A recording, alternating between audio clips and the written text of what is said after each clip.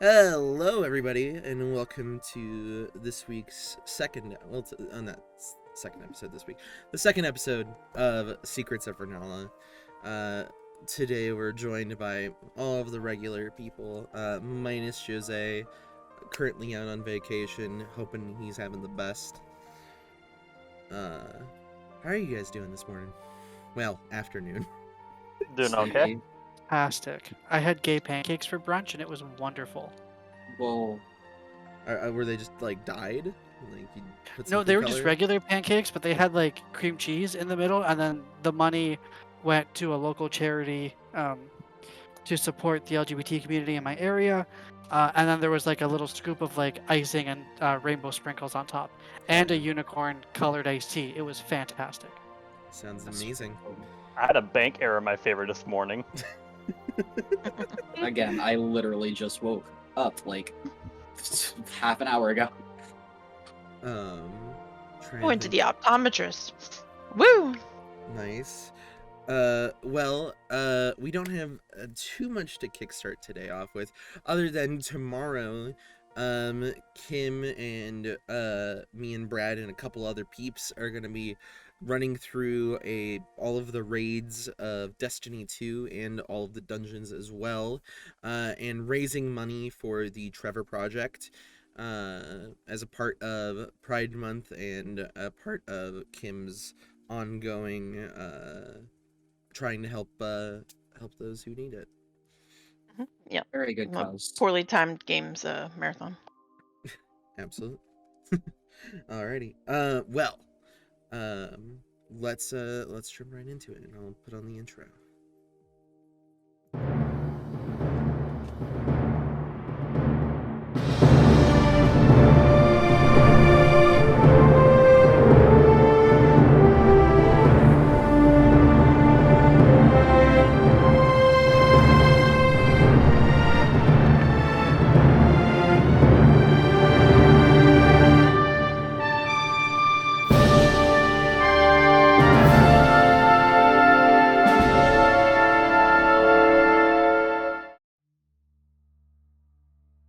Okay, and we're back. So, last time, we started off our journey as this ragtag group of individuals had all either arrived or really just had their day turned upside down, as everybody arrived at Moonhold, the capital of the country of Kepler on the island of Marin. We followed at the very beginning Ferritin Lightbrand as he stepped off of his ship coming from the Free States of Eteron, as well as, I believe, also on that ship we had Bronwyn Silverbloom and Frederick Laws, as they kind of made their way into the city.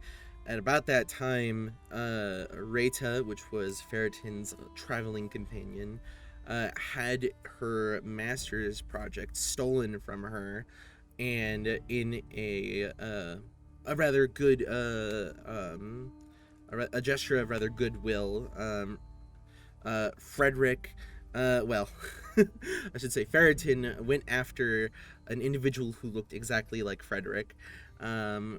After a brief conversation and some mild threats, until they came to a conclusion, they ran off after this individual, Bronwyn, as well in tow.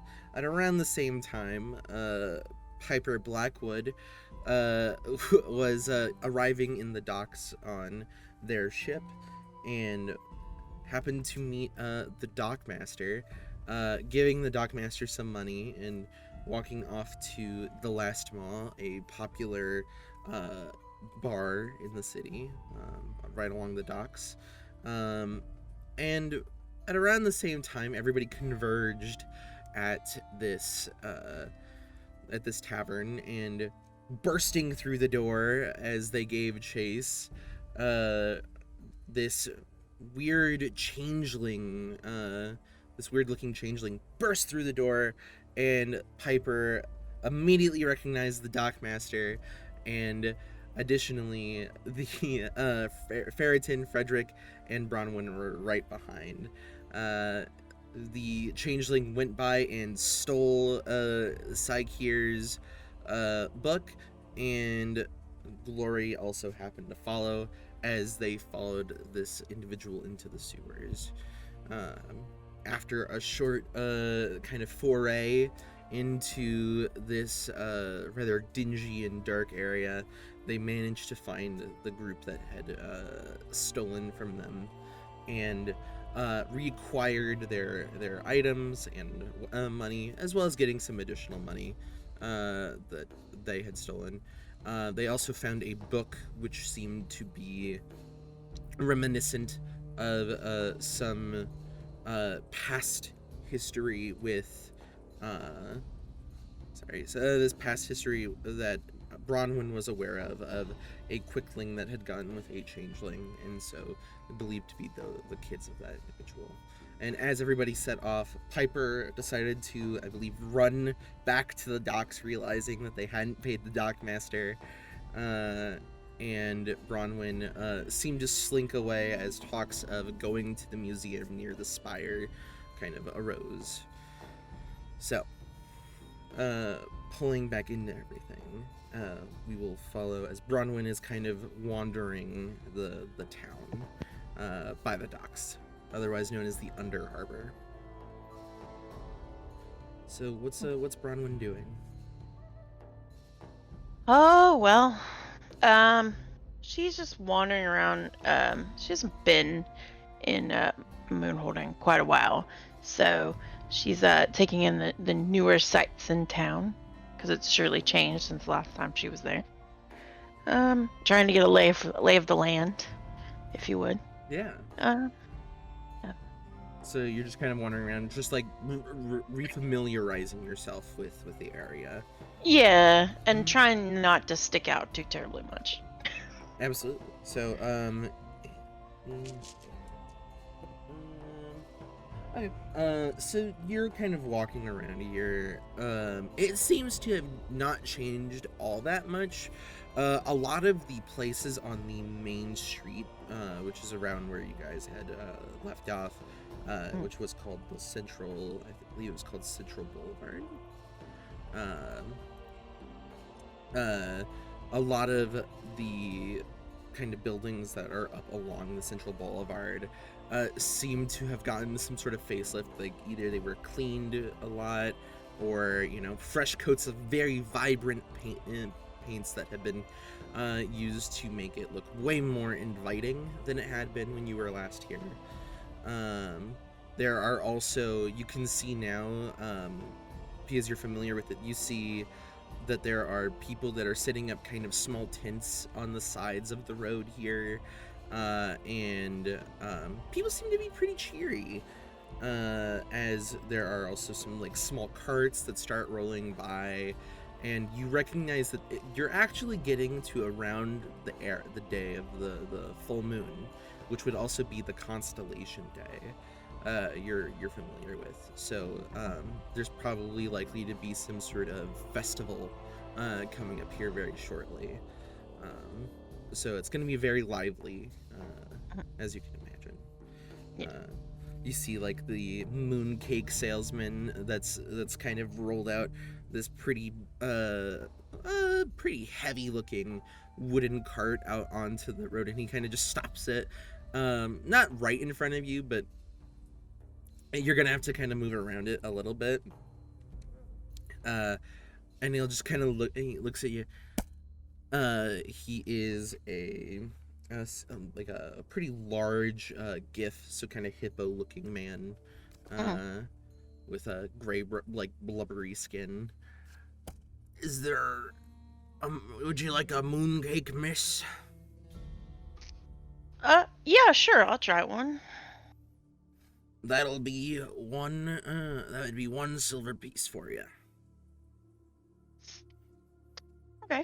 And she'll pay him because we're not causing trouble just yet. He takes out this like nice, very fluffy looking dough, and he dips it into it's kind of it looks like a bunch of different crescents that had been layered on top of each other to make like a cake, and he dips that into what looks to be some vat of oil, and after a minute or two it comes out and he douses it with some powdered sugar and hands it off to you in exchange for the silver. Take a big old bite. It's very hot, but Oops. but it tastes delicious. It's very nostalgic for you as you bite into it. It's very fluffy and a little flaky on the end, with this kind of lasting pleasant sweetness that you can just gives you, that kind of just like fills your mouth and just gives you some good memories. Fun to taste like home to me. Yeah.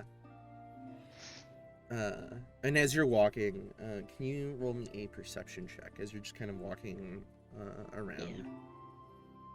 Yep, if I can pull up my character sheet correctly. Where is it? There it is. Okay. Boop. What did I get? I have too many windows open. I'm sorry. 21. 21. With a 21, you're kind of walking by a group of individuals. One of them you immediately recognize to be having, there's not really a uniform per se, but you can always, just by looking at them, you can always tell who they are. There's a group of students from the Spire that you can see as they're kind of walking by in the other direction. They don't really pay you any mind, but you hear one of them saying, did you hear that one of the teachers was taken? They can't find them anywhere. And another one kind of pipes up, yeah, I heard about that. I hope they're able to find them soon. You guys know which one? Beats me. Could be, I doubt that any of the higher level teachers would have gotten taken. They're pretty strong. Could be one of the 101s. And you just kind of hear that in passing as they keep going. Okay. She's gonna follow behind them to try to see if she can hear any more information before she actually asks about it. Roll me a stealth check. Oh, stealth time! Yay. Do. 12. So you're Less exciting. walking behind them, and they don't seem to notice you, at least at first. And they just keep talking. Well, I mean, a couple of them are kind of reclusive. I know I saw, what was it? Professor Dormier last week. He seemed fine. What classes haven't been in session? And it just seems to kind of go on. They don't seem to know exactly who. They're just kind of cross-referencing who they think it might be. And so they get a couple people off of the list. None of them being of particular interest to you personally. Okay. She's gonna just walk up to them finally and just ask, you said there's a teacher missing from the school? Oh yeah, well, we think that my friend over here he thought he heard something about a missing teacher. We're trying to figure out who it could be, but honestly, there are so many at this point. Who knows? What was the count at last? And then, as one looks to the other, a water genasi looks over to a half orc with some kind of rather small tusks that you can kind of see jutting from like an underbite.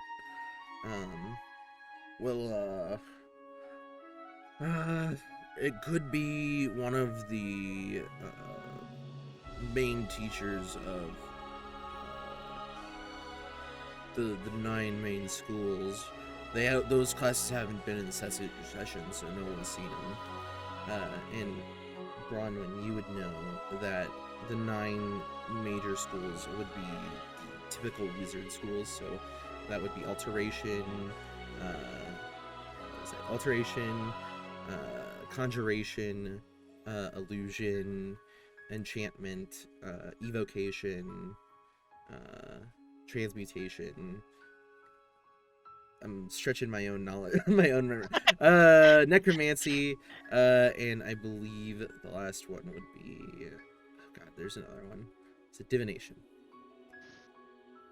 Okay.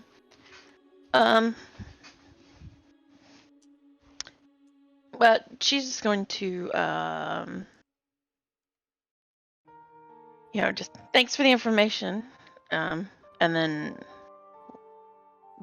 kind of begrudgingly we'll head up towards the school. Okay.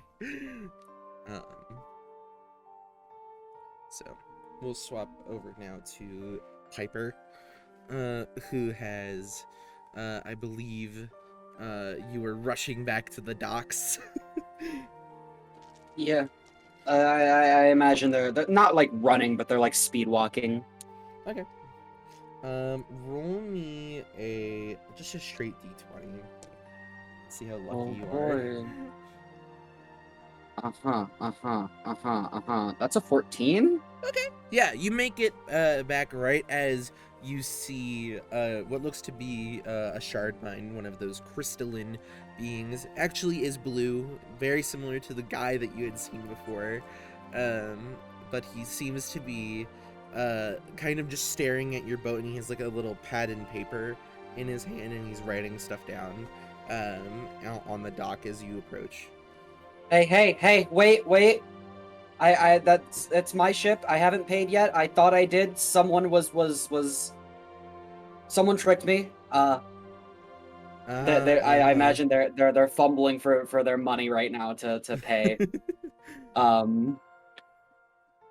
He just kind of like turns on his right leg and like looks at you, just with he has like glasses on, which make his crystalline structure look even weirder when you kind of like peer at the glasses and like look at it. Looks a little odd. Let's see.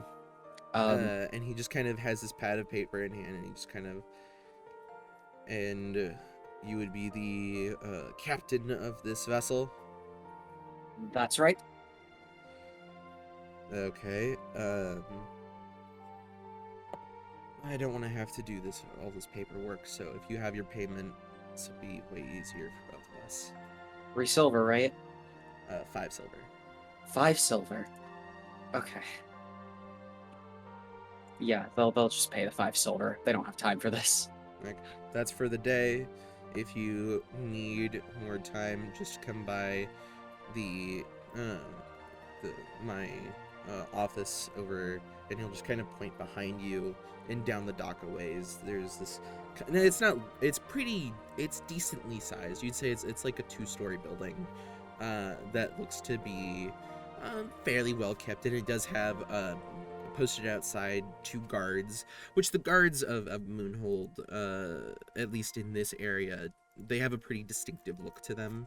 As you are kind of gazing at them, they have kind of splint mail, so kind of the different kind of rectangular plates that make up the full chess piece, in the comma that they have that is like a little battle skirt, and they have these green trimmings that outline any full solid piece of metal, like their shoulder pieces or helmet, and then they also have a green sash over there, over their body, and you can see 2 of those posted outside of this building that he's pointed out to you. Okay. And he just kind of scratches out whatever he had written on his paper, and then like balls up the paper and tosses it into the water and just walks. Nice.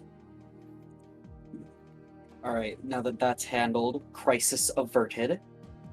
I'm gonna do what I was originally planning on doing at the end of last time, and take out my map and see where it wants me to go. What's happening? Where next? What setting are you?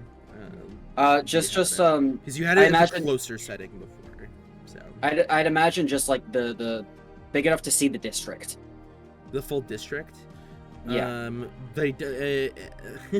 It's kind of like a little bit of a map where it's like it still has the last mall there, but it's not like larger than the area around it anymore. It's just kind of like sunken into it at this point. And there are a couple other places, but nothing is really calling out to you. It doesn't seem like whatever you're looking for is at least in this specific district. Okay. I'll start walking then. Okay. I imagine we'll just start walking through the district to get to the edge of it. Okay. Because the map will follow me as I go. It does. Won't it? Yeah. Yeah. So I'll make my way to the edge of the district. So you kind of start more walking. of a stroll. Yeah, and now you'll also start to see these people that put up like tent poles and these beautiful, a lot of them at least this season seem to be yellows and oranges and reds, and maybe some very pretty browns that you see of these beautiful linens that are being hung from the tent poles to make tents. You see a couple of these carts, like I mentioned before, that start to roll their way out. And you'll also see kind of like off to the side as you walk down the street, like this little slightly raised platform with an individual. They look to be a gnome performing some magic for some kids. See. As you kind of walk further in. And you're walking north towards the main city, which kind of lets out into the rest of the districts. Mm-hmm. Okay, yeah. So as you've gone well past where the sewer was at this point, which lets you get into the actual more city proper.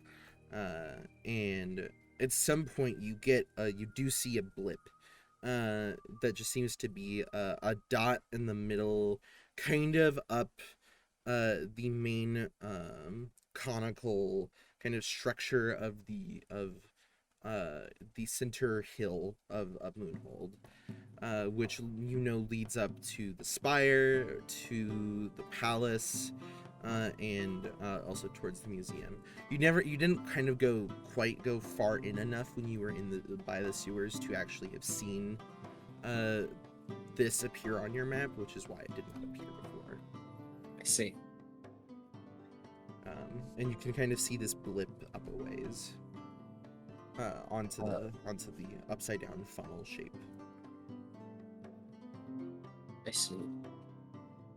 The what's the upside down funnel shape again? It's like this very multi-tiered part of the city that kind of goes up and up and up, and it kind of funnels upside down, so it gets wide and it kind of is exponentially thinner as it goes up. I get it now. And it's at the top of that? It's not at the very top, but it's up on one of the higher tiers. Piper will let out a sigh of like, God damn it. And I guess try to find my way into the funnel to start making my way up. Okay. So as you kind of start making your way up, the four individuals that you guys were, Frederick, Glory, Ferritin, and Saikir, as you guys are walking up the main kind of stairway here. It spirals up the main platform up the main hill towards you guys are heading to the museum, the Museum of Astral History. If you guys want to have any conversations on the way, otherwise we can go to Arrival. I just want to ask, I guess really anybody in the group, because this is Glory's first time here. If have you guys been to this museum before? What's it like? I've never been to a museum. I don't know what they're like. Are there a lot of windows, doors? Is it like an old building, a new building? Like what is the vibe? Like what is a museum? This building is rather old, as I recall. I do not know much about it, but you seem like an interesting fellow. Ferriton kind of puts his finger in the mustache to kind of curl it a little bit. Well, if I do remember briefly what Rita had told me, this would be the Museum of Astral History. Museums, you've never been to a museum before? No, I've only heard of them. And stories, is it true that the museums often have, old relics, ancient artifacts, magical trinkets?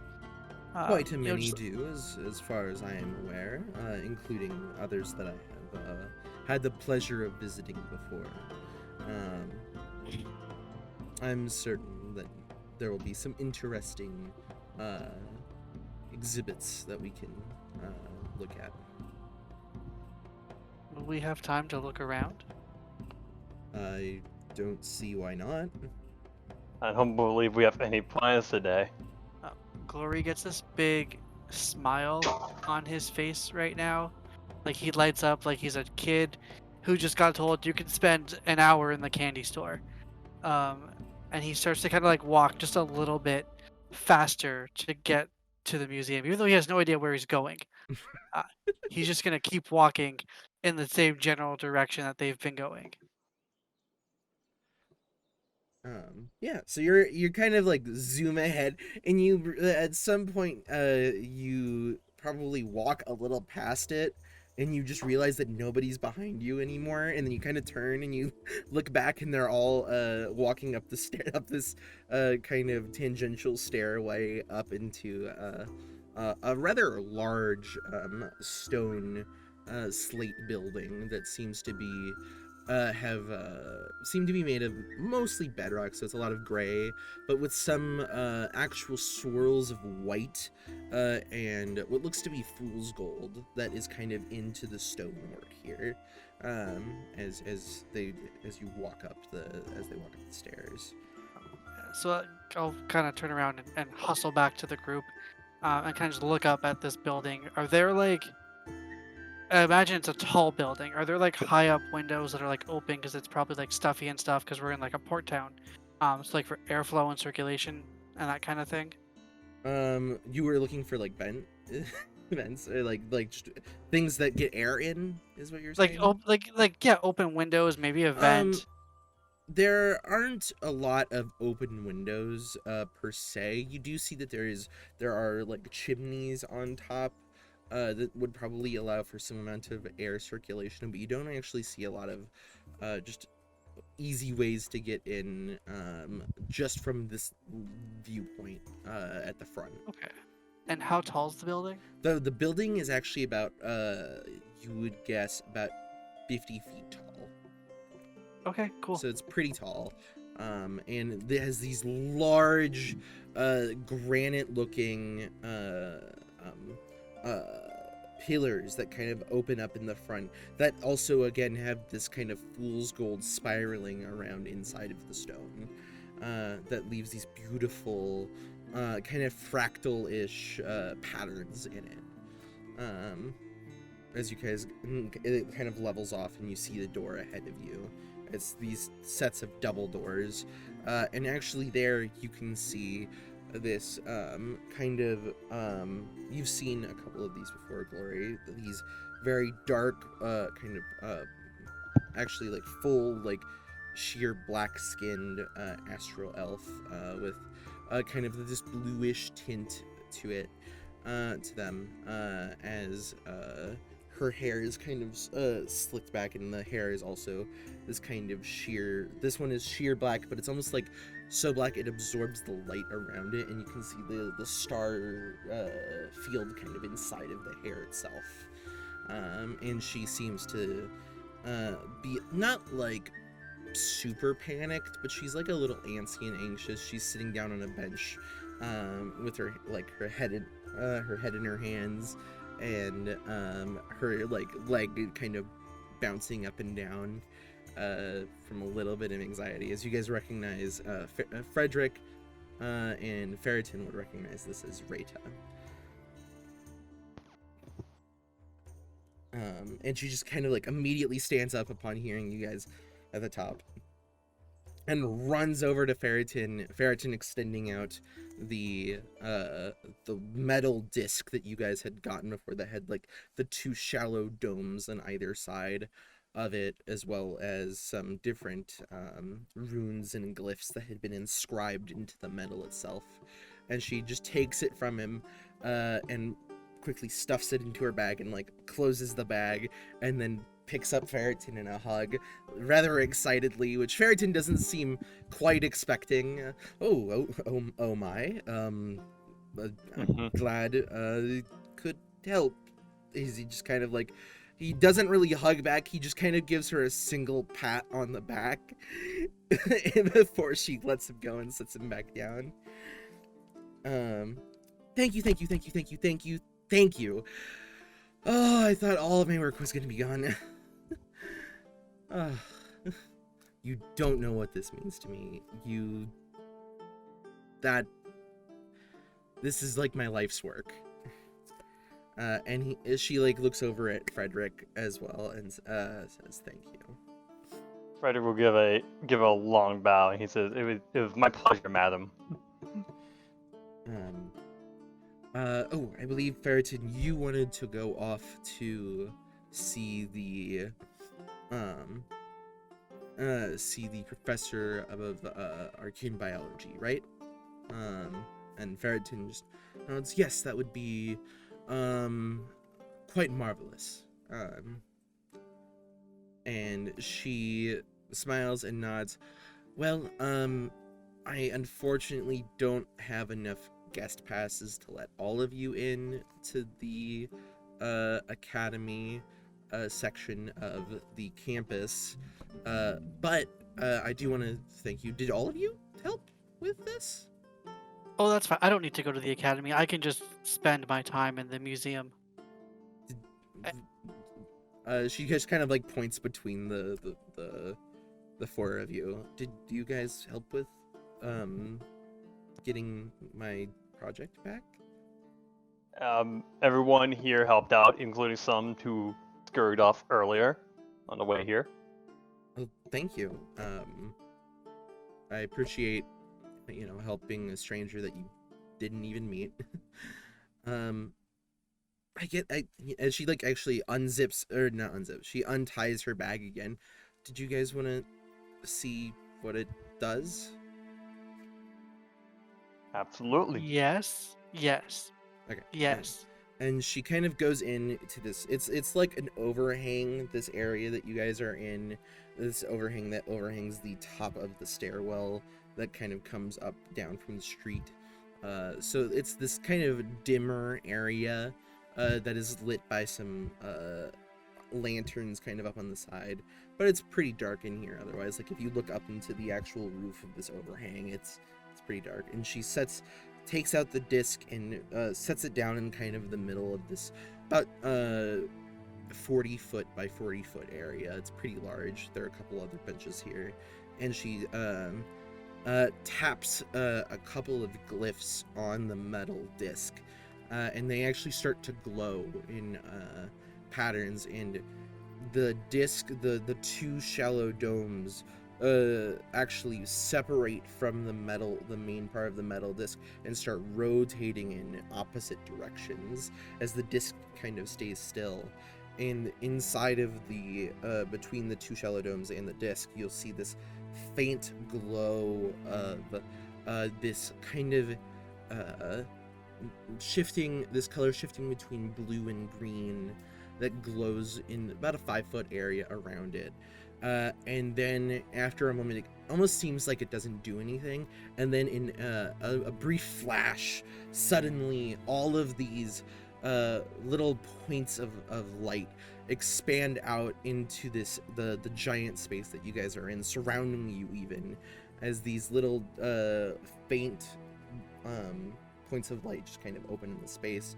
You can even see what looks like these small clouds of gas that kind of coalesce into certain regions, and it almost looks like you're in this massive star field. And she just like gestures to the open area that you guys are in the star field of this almost hologram like image that she's cast around you. And she just, this is my project. Where? Did you bring us somewhere? No. And you can like turn around and you'll see like you're still in the overhang. It's just like this is an illusory effect that affects this area that you're in. And she just kind of walks over and points at a singular point of light, and she says, "We are right about here. This is our star." What do you mean? And Glory walks over to the same area and is trying to like poke at the light to like see if it like does anything. He is just confused as fuck right about now. Well, our plane and the other planes of existence exist around our current star. And, you know, like, she gestures kind of out behind you and you can see the distant sun, our star. And what I do is every night I've traveled around Renala and I have gathered every single star chart that I could, and I have placed it in rough estimations of how I could where they would be in the greater star field here. And you can see over here is this is the Manticore constellation, and she points at a region of space. So this is the constellation that we're currently in. And she just kind of gestures out to a couple different areas. Are you aware of the names of other stars, you called them? Only in the names that the college has given them. It's not like I could really know their true names. Technically, other, you know, celestial bodies around our star are like the Feywild, the Astral Sea. Yeah. So, those other stars, we don't know too much about them yet, or what they are, or if they have their own realms around them. But this is something that's captured me, I guess you could say. So this is a really big map you made. Yeah.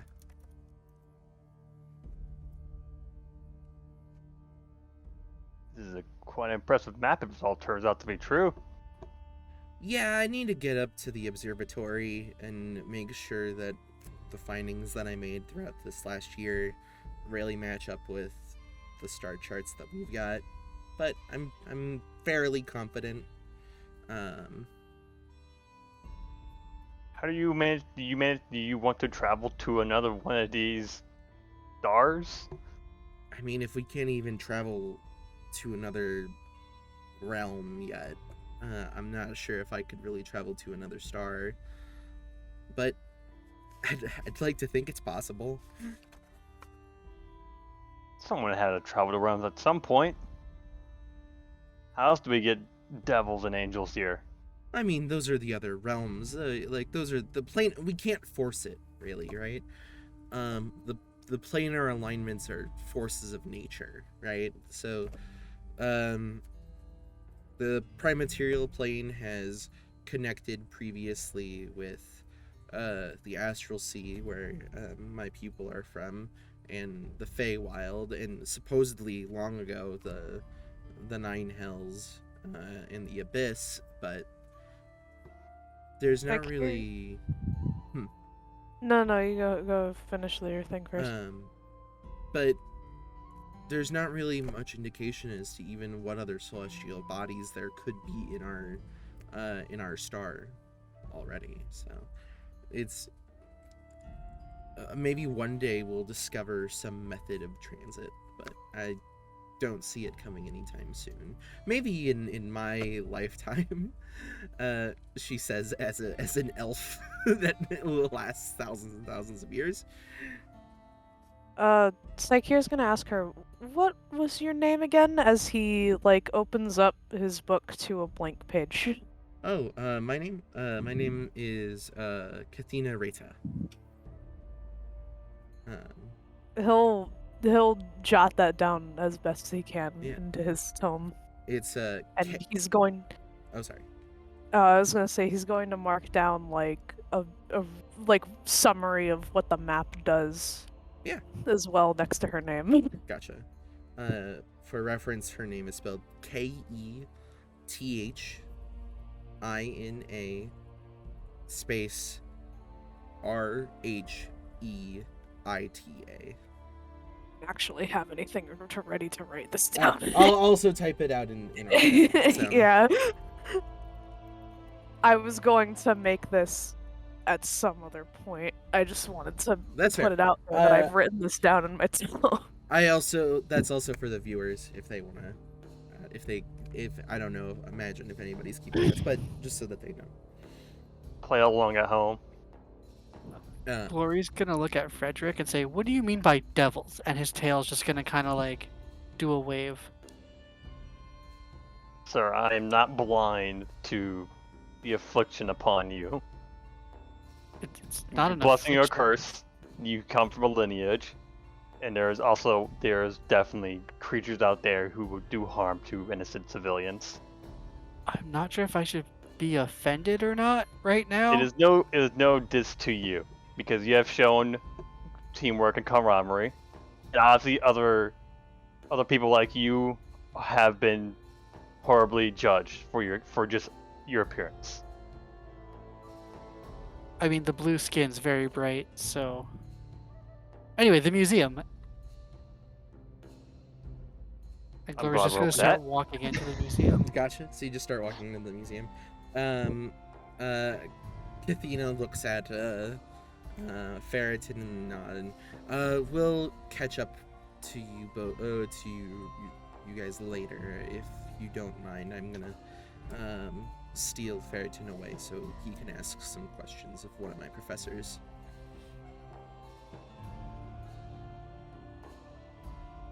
Well, if you're gonna steal him away, I would like to have lunch one day with you two, if we are all in the city still. Of course. I'm sure we'll meet back up later today. And she kind of packs the disc. The disc kind of collapses back in on itself so that it's still fairly bulky but not active magical item, and she stuffs it into her bag and ties over the satchel and slings it along her back, and then starts walking up with Ferritin. And you guys are able to walk in. The immediate interior of the museum is very grand. It's one large kind of hall that goes for about 150 feet. And you'd imagine it actually seems to go up even higher than it looked on the exterior, about 65 feet, with this vaulted interior roofing that has these grand archways and this beautiful skylight that lets the light in, kind of god raying down onto the main outer exhibit here, as well as there seem to be two large hallways that would go down on the left and the right to other exhibits as well.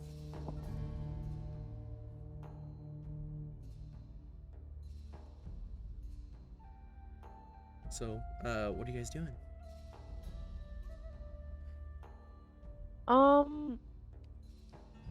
It is no fee. They just seem to let people walk in. Just gonna start wandering and like looking at the artifacts. Um, and I kind of want to make an Arcana check to see if I can get a magic-y vibe from anything as I look around. A magic vibe? Okay, yeah, you can roll me an Arcana check. Oh, let's see, what is my modifier to this? Like here's gonna watch Glorid. Okay. 14. Okay. So 14. There are a lot of things that you would guess here that are at least in a small manner magical. Though you aren't quite sure like how much as you look at it, like you're like, oh, that's just like, oh, somebody just enchanted that so it didn't rot, you know. So nothing that's like too major. A lot of things actually seem to be like that here. You'd imagine that is because that's basically their way of keeping things restored or as they were. Probably a method that the curator and the other museum keepers here have, just kind of that they put on every single probably major relic, if it can be altered, you know. So we're just gonna pick up a couple of the relics and just like handle them as he's like looking around. Not even sure if he's allowed to do it. He's just going to. Sir, as Huh? you hear, you guys see one of this guard does not look quite the same actually. This guard does not look the same as I described earlier. He looks he has full plate steel armor with kind of the outlines of the steel plates being platinum colored, and he has a large purple sash, and on his rather pointy helmet on the forehead there is a purple bluish gem, and on the chest piece there is kind of a spattering of like white and yellow. They kind of look like stars as he walks up to you. Yes, hello. You're Good afternoon. not allowed to touch the artifacts here. Oh, my sincerest apologies, and Glory puts it back down. I shan't be touching them again. Should you need a name for your records of who the rascal was, my name is Captain Piper Blackwood. Roll me a deception check. This is screwed. I'm not even here to defend myself. That was last time. We're still doing this identity stuff. How is 19.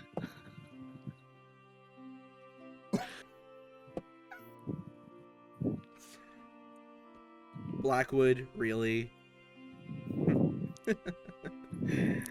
I didn't say it was Yeah. original. Yeah, right. And and my and my uncle is the Lunarch.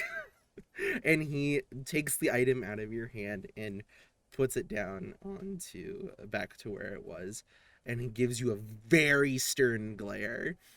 He did not believe you. He I will doesn't- just nod and start quietly walking around, and I just need to step away for 2 seconds. I'll be back. I'm so sorry.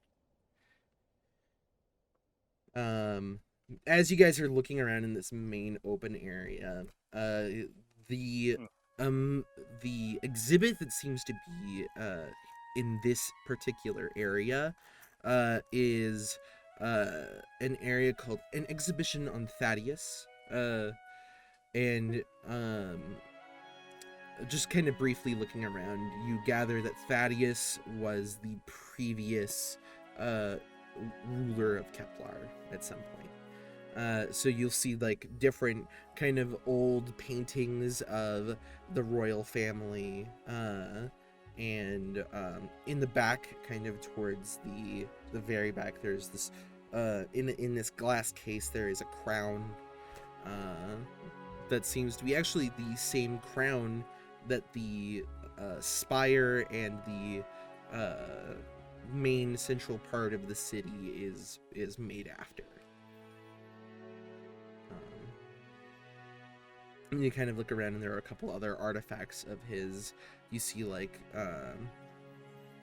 different coats that look like they are of a completely foreign material that you don't recognize. There are numerous different, like, oh, this was like a sword that he used. This was like him when he was a kid, but it's very old, and it might not actually be him. As you kind of look, you're not quite sure. And that seems to be the main exhibit that's in this central area. You guys, is there anything in particular that Frederick and Psyche here are doing? Just kind of looking around? I was gonna say, Yeah. where you went to that was like, can I have Frederick have that thing that he remembers now about Blackwood name? Oh, sure. Because it was mentioned again, but this time it's the context of we are not in combat. Yeah, sure. So I think like when Glory did the impersonation, Frederick is thinking on that name of like, I heard that before. The way that the guard here specifically said that name also seemed to indicate that this was a person of, this is or was a person of importance, or note. So that might, you kind of get some sort of familiarity thinking about that. If you would like to roll me a history check, we'll see what you can remember.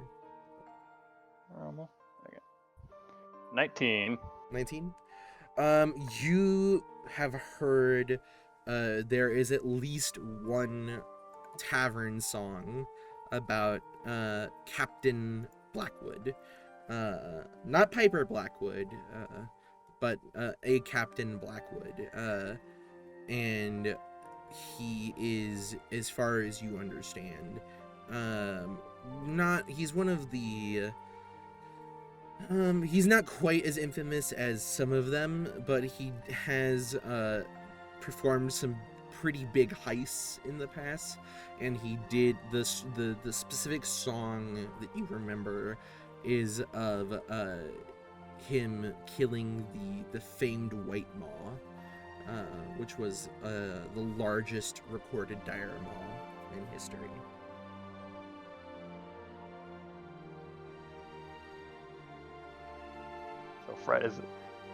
Fred will continue his tour of the museum, but we'll keep that in mind of like that person. We gotta ask some questions again. As you're kind of looking around, at some point you'll find like a map that has a couple of the other exhibitions here listed out. There is another exhibit which is called Piracy on the Astral Sea. There is one called the Angels, Zephyrin, Velu, and Belial. There is Ceres, which just kind of base history. You know that was at one point a city-state. There was Creatures of the Astral Sea, and then there is like one of those ones that's probably like a PhD student finally got his place to be exhibited somewhere, which is an exhibit called What is the Divine? An Exhibition on Godhood and What We Know. That's where Glory's going. That one. I'll take the Angels book. So you just you walk off to the Angels exhibit. Mm-hmm. Who needs angels? You Scuff. Glorious walking off What is the Divine? An exhibition on Godhood and What We Know. Is Psyche here just kind of sitting down in like the center area, like reading or going off somewhere? No, I'll also take a look at the divine Okay. one. I've got my own reasons for it. Gotcha. So, as you guys, we'll go with the divine first. So, as you guys walk in, it seems to be a lot of paintings with like different walls of text next to them that seem to explain different things. So, you kind of get... Actually, I want you guys to roll me in general intelligence checks, as you are kind of trying to comprehend what you're reading here, which seems pretty like high level technical information.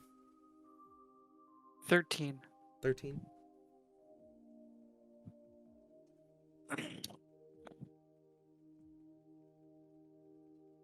Well, okay.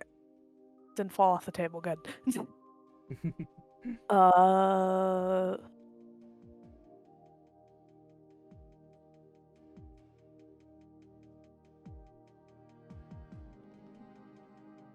What is that? 21? 21. Oh yeah, I think that's that's pretty good. 21. So you understand a bit more of this. So what, Glory, what you kind of understand, like looking at the different things here, there is conversations about there being multiple paths to godhood, and of the gods that are more known in the world of Renala and the prime material plane, most of the gods here were not actually ever mortal. They were merely manifested beings of an ideal or an idea, and so godhood for most individuals is kind of rather than following an individual, it is following an ideal, and that's kind of a lot of what you get from this. Like, Paladine, the god of rulers and guardians, he's like the symbol of most like city guards in like countries like Tasak and areas like Russia. It kind of just mentions a brief description about a lot of these. Kiri Jolith, god of honor and war. It briefly talking about how these were kind of ideals that were brought into sentience by belief in them. Do any particularly resonate with Glory? As you're looking at them, you stop at one, which is there's not as much information on it, but it's the god Syrian, the god of fire, change, and dragons.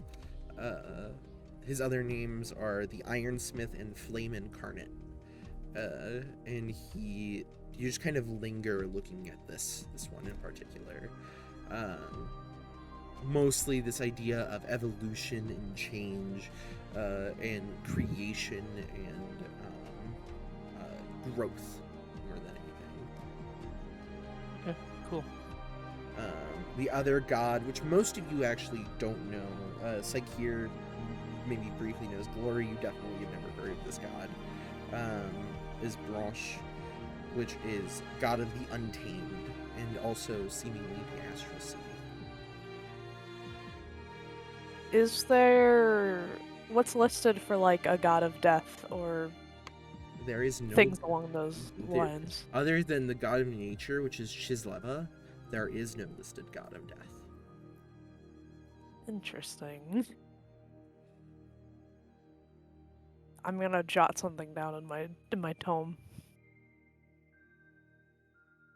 Is this like on a book or like a pamphlet? This is that like we this is take? no. These are like on different, like there are pictures on walls that depict maybe different things from like rumored history, whether that's like the legend of blah blah blah, the legend of this god, and it has like a wall of text on it next to, because you are in a museum, so it's like an exhibit with these different things. Like there's maybe like a diorama of you see like the diorama of the seat of Velu with a depiction of Velu sitting on the large throne that they had created for him,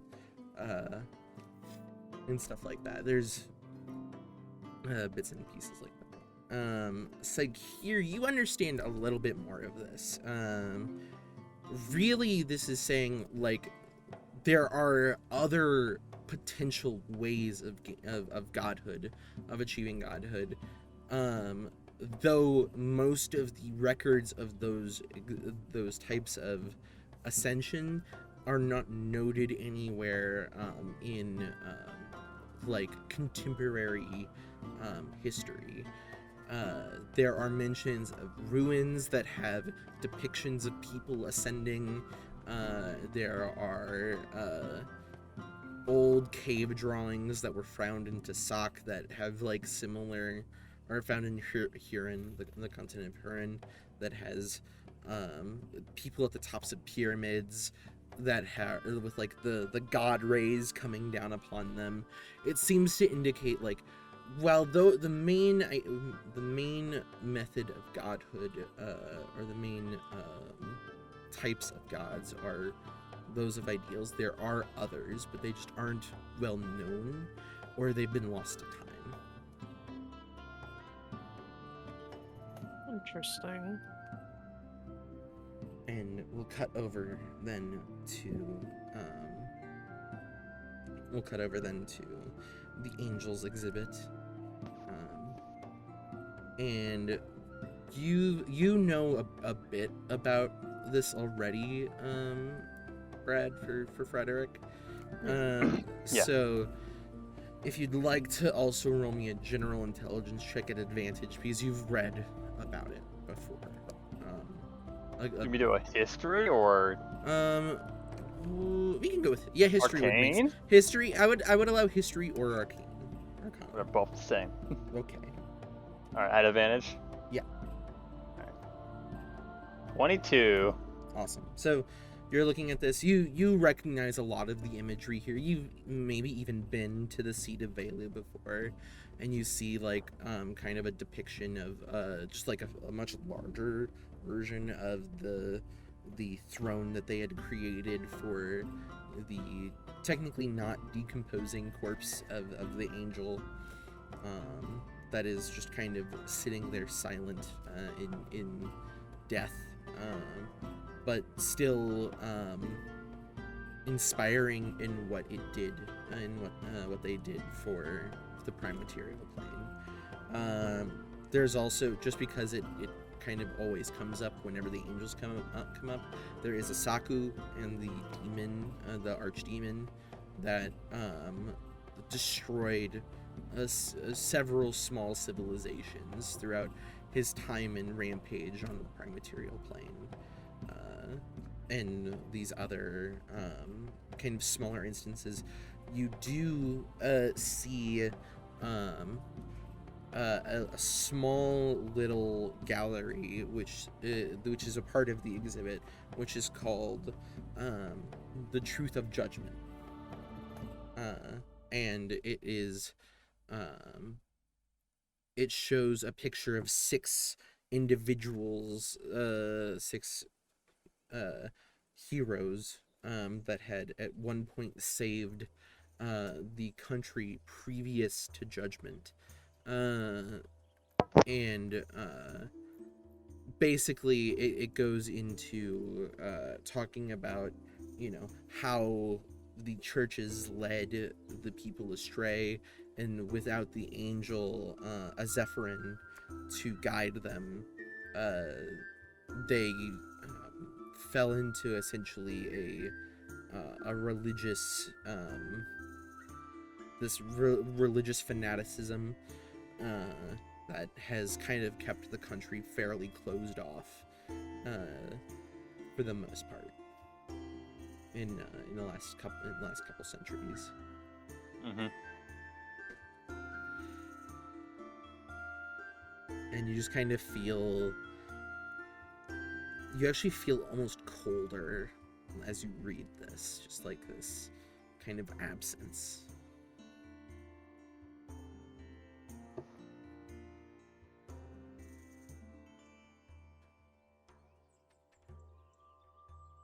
And I guess with that weird feeling, he would just go. I guess, is it weird to make just to like weirdly pray for someone, like to the person who's in the main room? I don't know. Would do a small prayer in the main room? It's not the weirdest thing, but it's you are welcome to. Hey, they seem like he's a big deal. I mean, pay respects. Yeah. The Velu from you're able to kind of pay your respects and walk on. It is around this time Also, sorry. Also pay respects to, Oh yeah. redacted. You just feel like you feel this kind of warmth in your chest after that, kind of filling that cold sensation that you had before.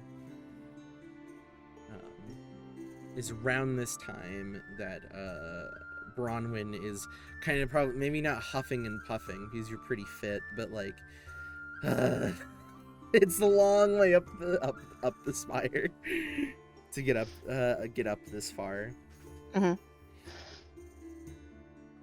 And you're now on the campus grounds. A couple of the things on the campus grounds one of them is the Museum of Astral History. There is also let me pull up the list.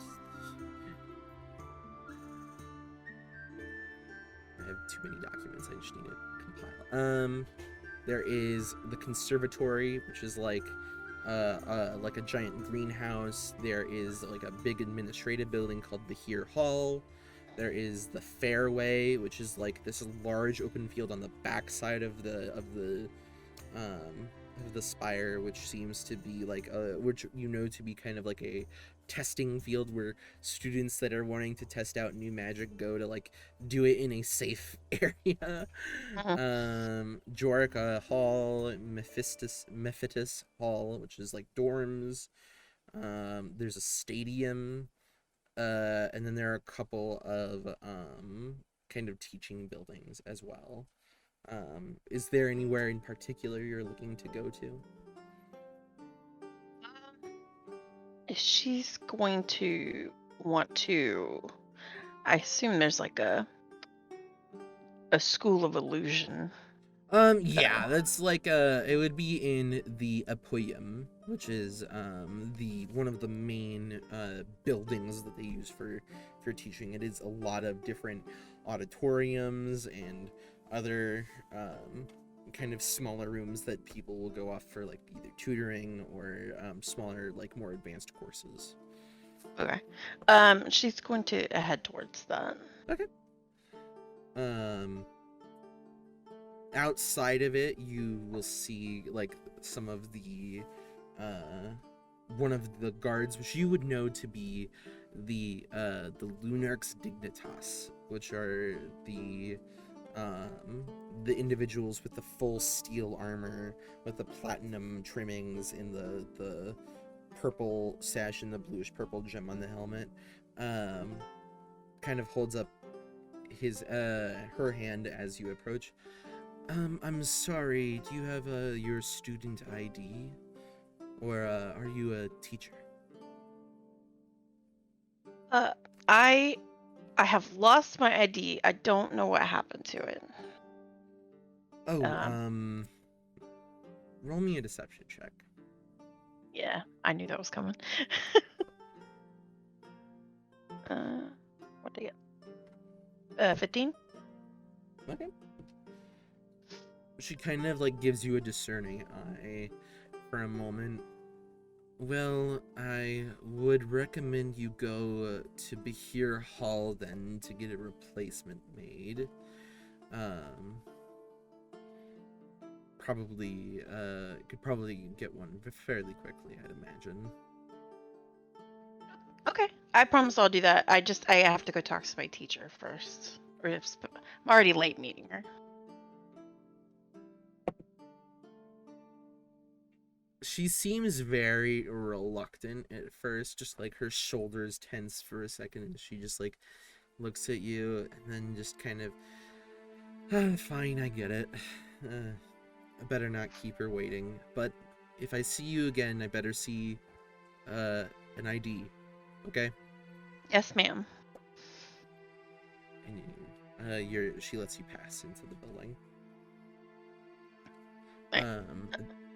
This building is actually a lot of wood and stone.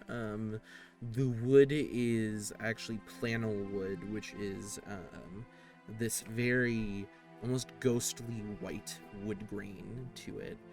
which matches nicely with the rather light kind of granite that you're seeing around here. The granite and marble, which kind of granite on the floors and marble on the columns, with the flannel wood on the kind of making up the walls here. As you are kind of wandering around, you've been in here maybe once or twice, I'd imagine. Yeah. As you're kind of looking around, are you trying to find the office? I'm assuming. Yeah. You can roll me just a general wisdom check to see if you remember. It's been a bit. Yeah. One second.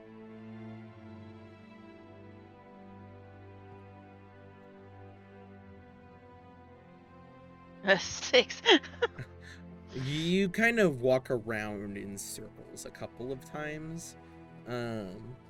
Like the individuals said before, those courses don't seem to be in session right now, especially the illusion, or at least the illusion courses. So on the floor, which is dedicated to the illusion classes, there doesn't seem to be very many people, and it's kind of throwing you off. Like, you would typically follow the individuals that are going in like in a crowd in certain directions. Like, there's a flow to the movement of students typically as they go through the halls, but without that, you're finding it a little bit difficult.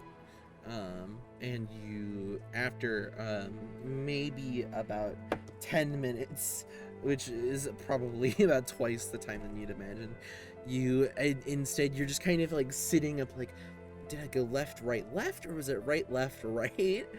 And and then you just hear a is there something I can help you with?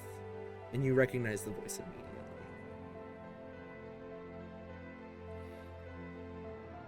I'm just trying to. I'm a little lost. It's kind of from behind you. So, do you turn and kind of face her? Yeah, and turn and face her. Let me see if she. You look fairly different, if I remember correctly. Is there somewhere in particular you're trying to find? I'm looking for the illusion classroom. Well, my courses aren't currently in session. I am not. Are you looking for someone? Or did you forget something when courses were in session? I don't really remember you. Well, I was just in the back of the room a lot. But I think I left my book in the classroom. Okay, and she kind of walks over to, like, kind of leads you down kind of an L in the hallway, and at the end there's this larger auditorium that she opens up with a key and lets you in. She seems kind of like she waits at the door. She's gonna walk in and like go across the back, and kneel down and pretend to pick up a book or something that was being left behind. I need you to roll me a deception check, just as all of this is your kind of like. Yeah. 15 again. Okay.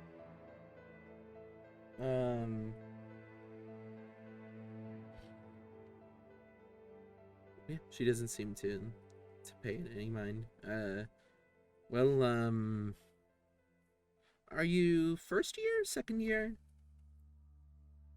Second year. Okay. Are you looking to take the illusion track all the way, or maybe swap over to something else? No, I think all the way. My mother was a bit of an illusionist. I see. Well, I'm sure you'll do well if you don't forget your book next time. I won't, thank you. And she'll just stand up and head back towards the door. To exit out. Roll me a sleight of hand as you kind of are trying to fake that you have a book that you Oh, grabbed. right. Yeah. Ugh. 9. Did you not find your book? I didn't. Must have left it in a different classroom. Well, I might have an extra copy. Give me one moment. And she walks around another corner, kind of waiting for you to follow her, and goes to her office, opens up the door, and you can see kind of like peeking in, roll me a perception check, actually.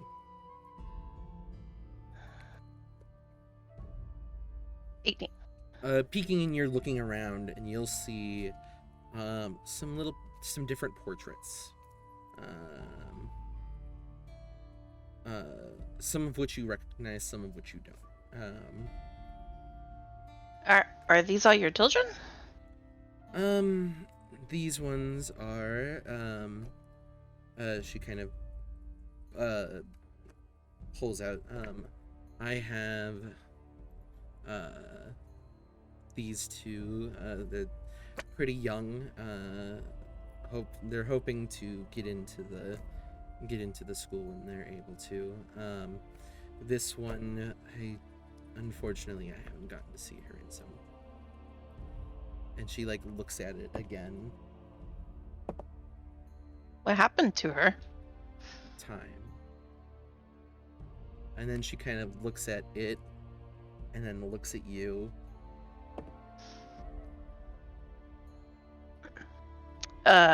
Did you have that book? Yeah. And she pulls out the book and hands it to you. Thank you. I'm sure your daughter, wherever she is fine. Yeah. And then she'll turn to kind of to start to leave.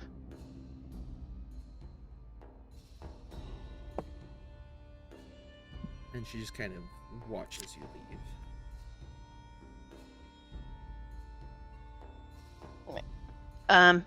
And when she's out of the office, she's gonna start heading out of the building, trying to go out as strictly as possible.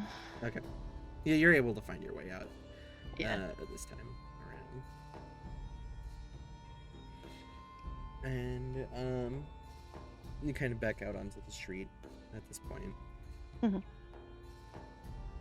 You can put in your inventory one Illusionist 101 book. Woo!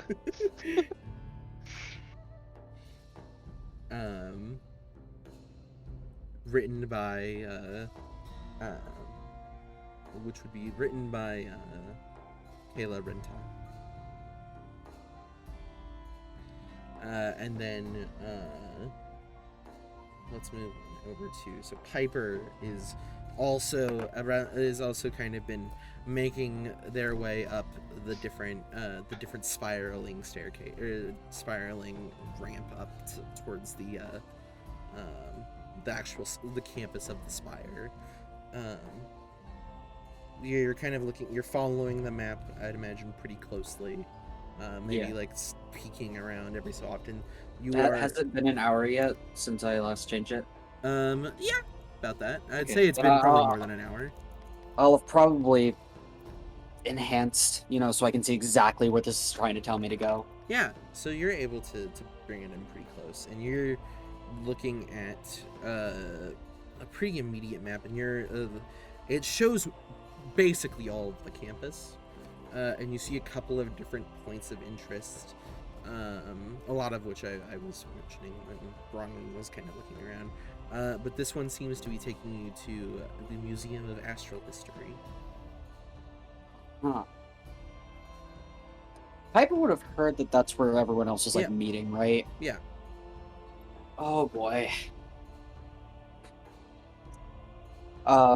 Yeah, I guess I'll go. Okay. Map knows best. So you walk in. It's this kind of grand entryway, like I mentioned before. You definitely still see that the whitish stone with the gold, fool's gold that kind of fractalizes into the stonework here, and you immediately kind of walk in and you look up and you kind of look at the guide, and then you're immediately caught the eye of the piracy on the Astral Sea section. And it does seem like the map is saying it is somewhere in the building, down the right hallway towards the Angels exhibit. I'm torn.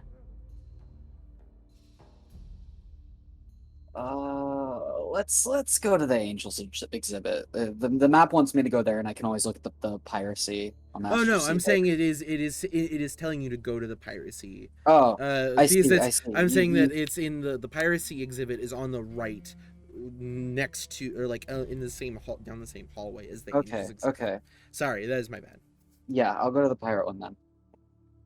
I I thought you were purposefully like giving me a choice, like making me feel torn. No. This does seem to be taking you towards the piracy exhibit. I want you to roll me a perception check.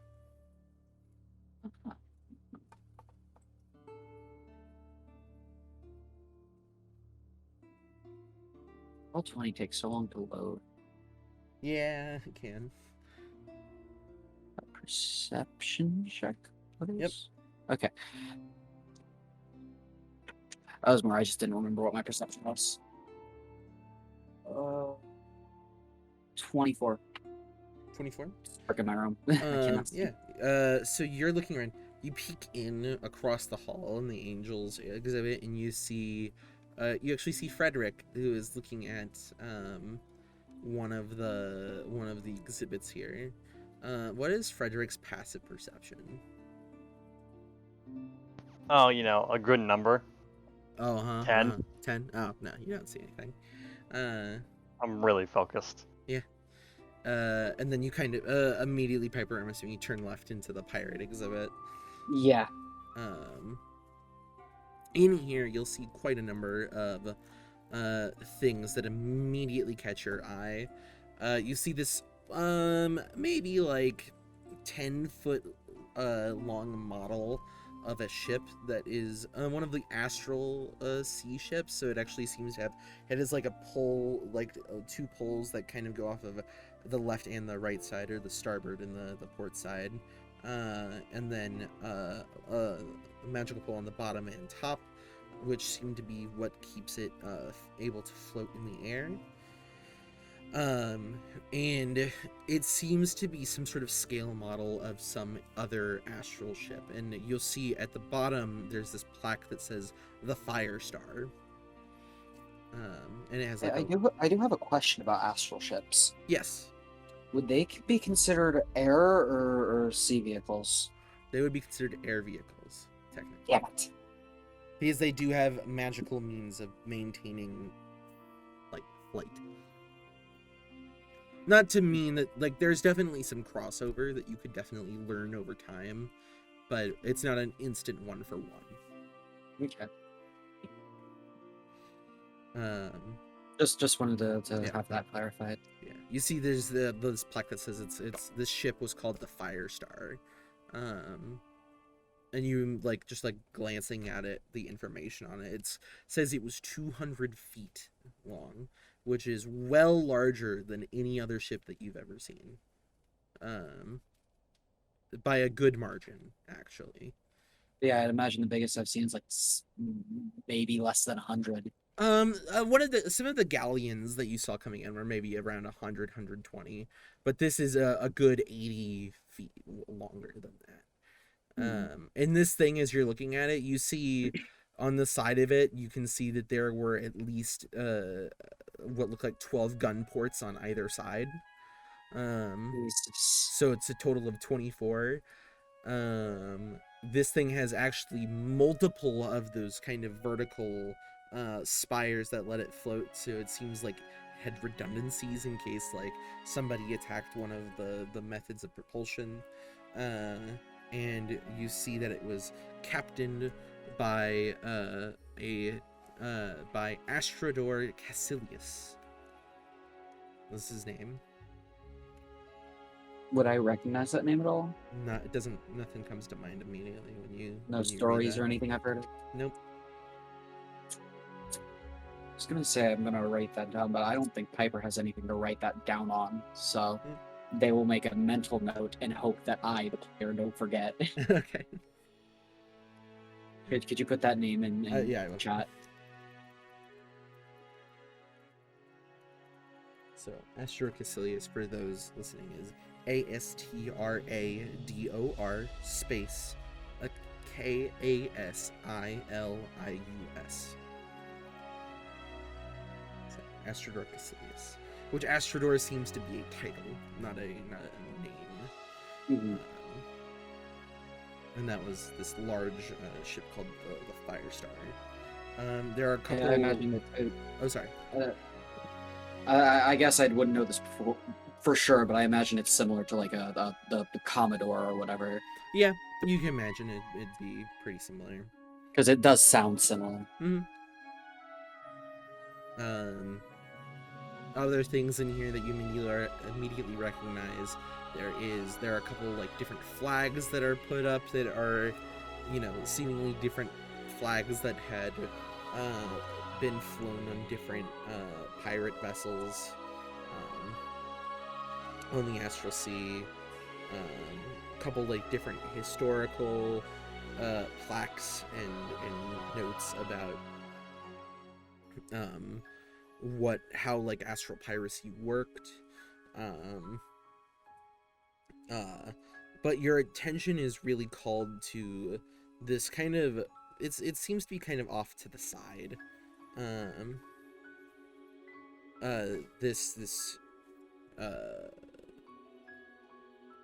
This glass case that has in it this lifted off by like this metal kind of pedestal inside of the case.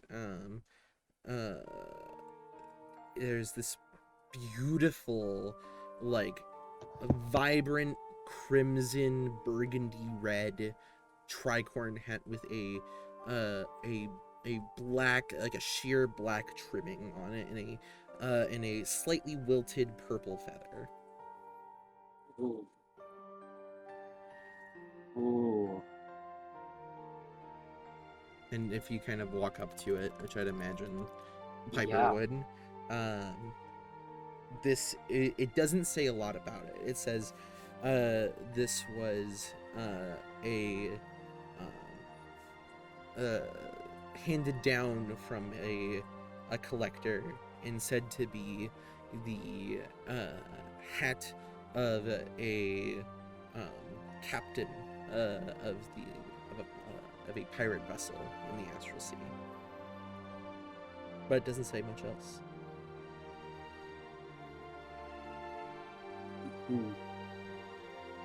I imagine it hasn't been an hour yet, so... No.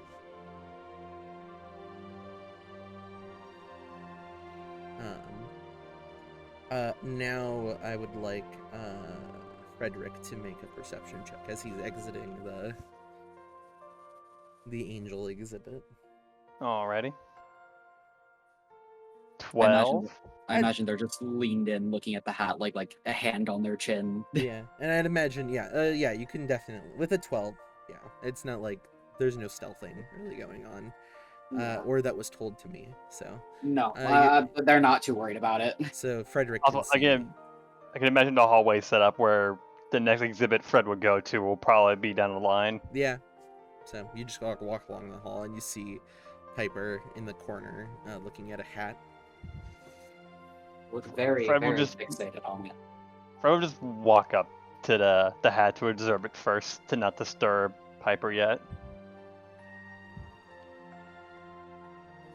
Do you know who it belongs to? It doesn't say. I don't know much about the Astral Sea myself. You know much about the sea, though, correct? Oh, absolutely. Your name again is Blackwood? Piper Blackwood. Just Blackwood is my father. You are their child. Uh-huh. I thought that was clear when I had said my name before. Well, we were in a sewer in a fight, so it was a little much to have that keep track of. Fair enough.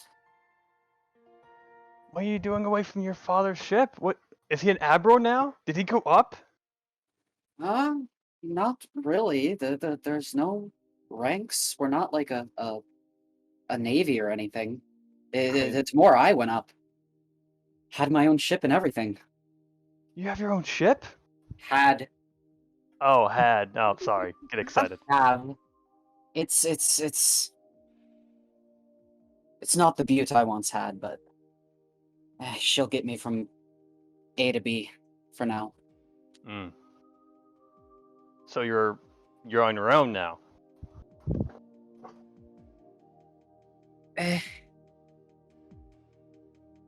Whether I'm sorry. That's your family matters, not mine.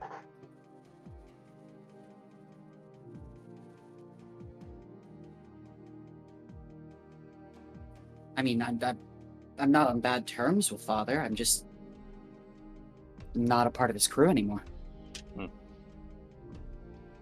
Wanted to step out of his shadow, so to speak. I understand that. Everybody wants to make their own stories. I'm sorry? You're trying to say something? This is Frederick, not Bradley.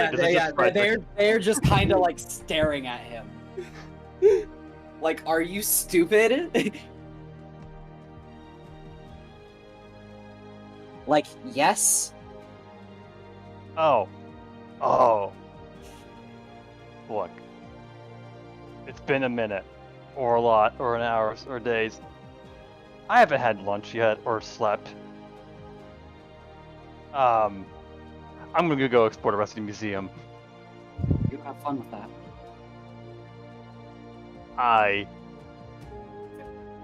They will laugh.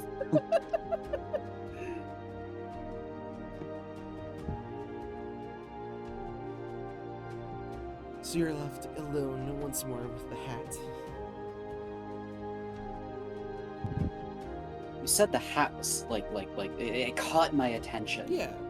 Would you say that maybe I have a gut feeling? A little bit.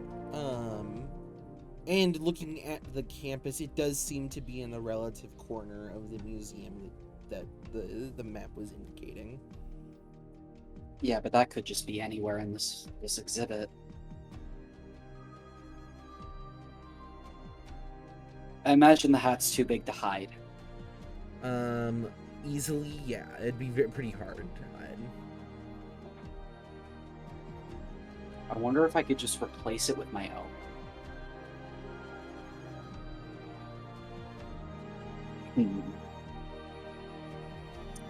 You know what? We're not gonna do anything yet. I'm going to wait. Okay. I'm gonna wait for my map to recharge so I can be certain before I go and steal something that I don't need. Okay. So just kind of looking around the rest of the exhibit in the meantime. Yeah. You probably I'm in the rush. Yeah, you probably at some point get a little bit of your stomach grumbling as you're waiting. You haven't eaten too much today. I'm trying to, yeah, none of you have really, actually. We've had combat and ale. That's all we need for the day. Yep. Some of you didn't have too much of your ale. either. I imagine Piper chugged the rest of theirs on the way. Yeah, fair. Can Glory kind of wander like over from this divine section and just is it like a two-way entrance so like you can go through each exhibit into the next Yep. one? Basically. Okay, Glory's just gonna eventually wander and eventually just end up in the pirate one. Okay. Just through like just happenstance, just like wandering around. Yeah. And... A lot of the other ones here are a little bit more boring as far as that goes. Like, cool series, the old city state that used to be Kepler. It's like that's cool. Talks about the history of the country, but not, probably not something that catches your eye. And then Do I notice any of the guards again, like the one who had stopped me earlier from touching stuff? there is probably one in every room. Okay. Like or patrolling, like maybe throughout the 3 or so exhibits on the right side, there's maybe like 2 guards that patrol, so they move from one room to the next and kind of like evenly spaced out. All right. Cool. Yeah, we're just gonna kind of just like wander and look for cool pirate shit. Yeah. Do I come across the name Blackwood anywhere in here? Yes, actually. Wait, no, you would not. In here, no, there would not be any Blackwood. The main pirates that you get, there is one that talks about an attack that a pirate had committed on Stratum, which, let me pull that up. Captain Storm Surge, the Wavebreaker. He attacked Stratum some years ago, and seemed to he escaped with several hundred thousands of riches worth in gold. That's the only non-astral sea pirate that is mentioned here. Okay. Cool. Do I notice Piper in here? I'd imagine so. I will walk up to Piper and I will greet them and I will say, Bronwyn, it's good to see you again.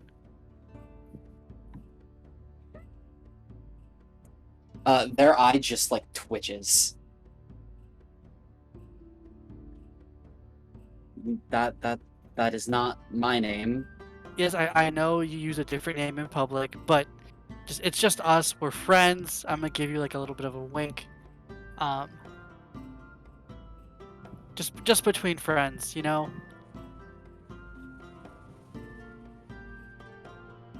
Hold on.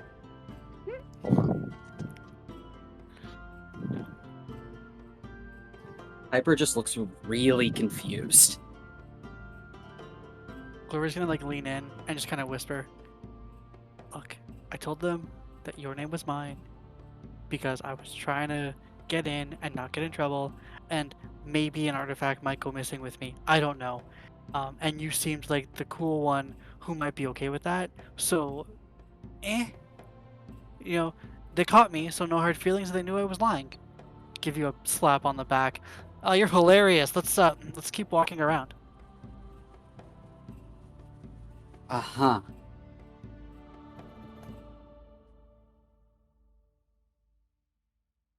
Yeah, I guess they'll keep walking around with Glory. They still haven't put he talked a little fast, so they still haven't put 1 and 2 together yet. And I rolled a 4 to see how confused that they are. I love this game so much. So what brings you here? That was a nice hat in the corner there. You know, just looking around, getting to know the history. I don't know much about the Astral Sea, so I figured might as well. You know, that is a good way to look at it. I'm really glad that you're expanding your horizons that way. Aye. Yes, I'm glad too. Thank you. Their eye twitches again. I'd like to think that nobody understands I is yes, but except for Piper. People who need to know, people who don't. It's gonna be the thing. That'll just be like the group name is just the eyes. No, please. No. We cannot be the yes.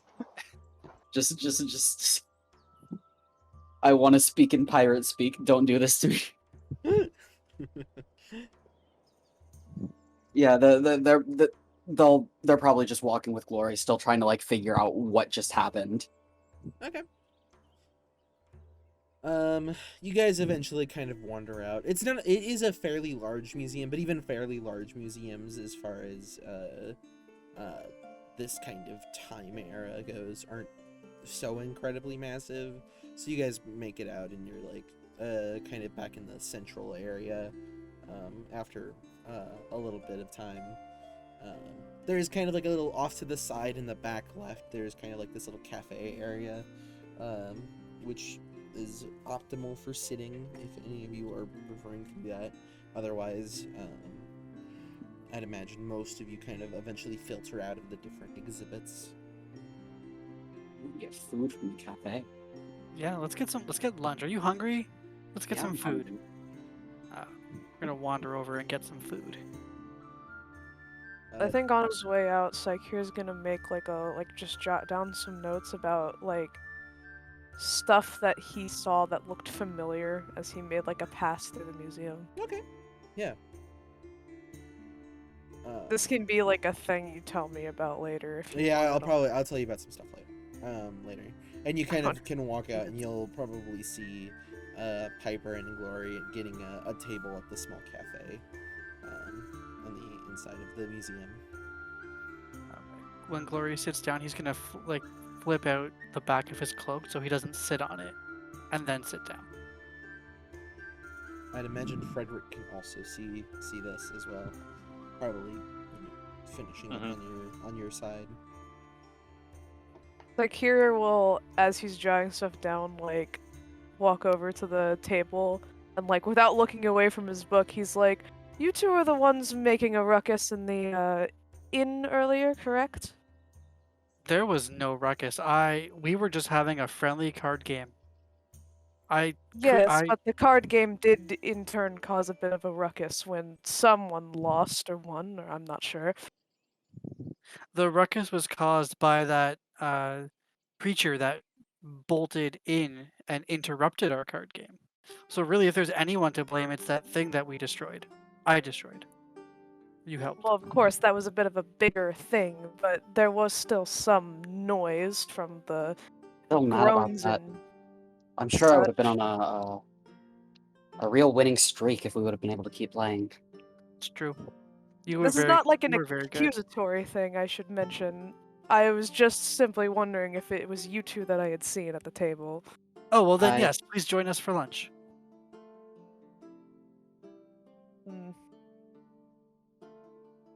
He'll consider it for a second, and then he'll sit down, but he's still gonna be writing stuff in the tome. Okay.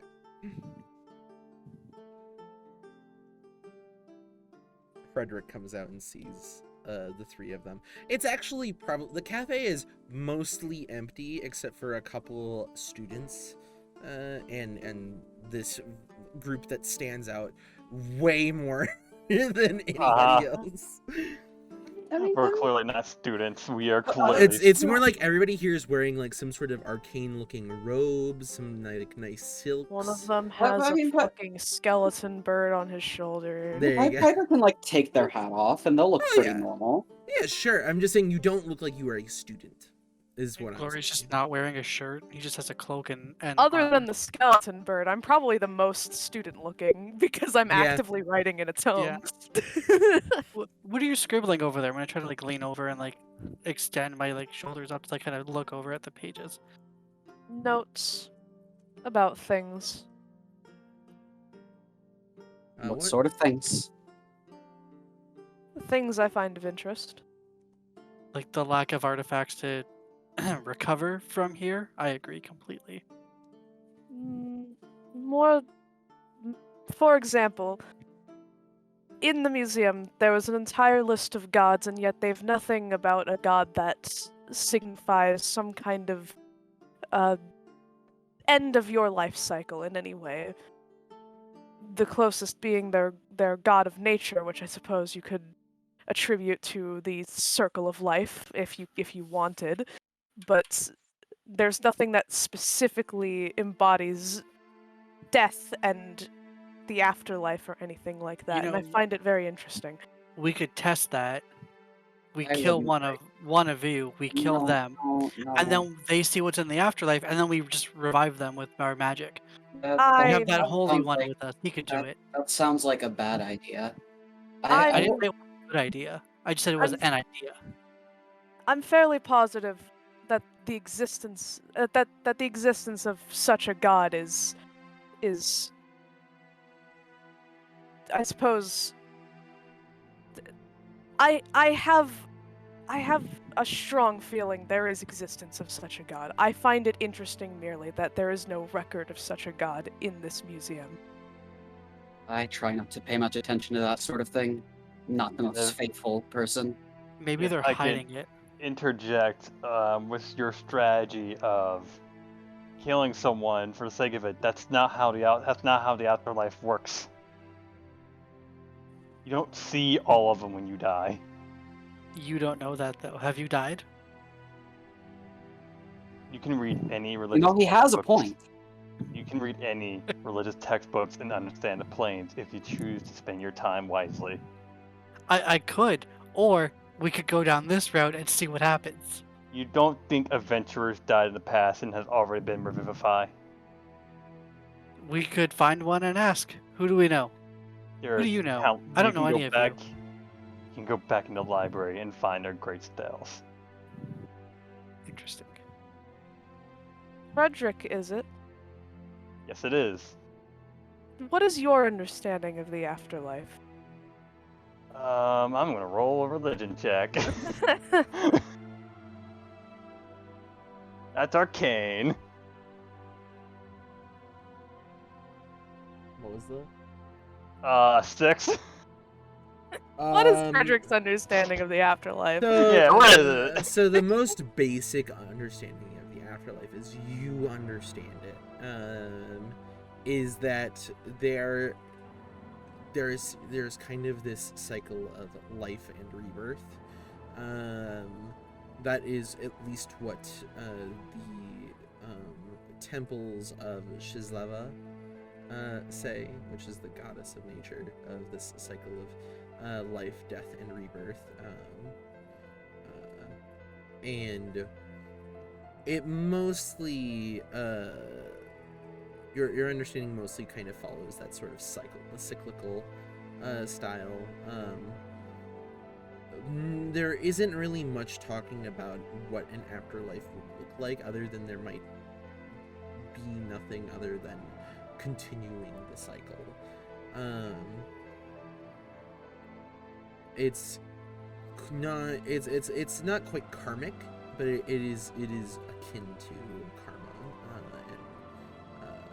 and that sort of theology.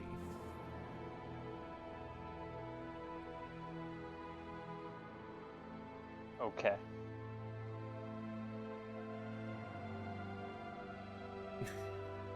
I'm sorry. I'm blanking how to I don't want to just say what you just said, but I'm just trying to comprehend how would Fred say it.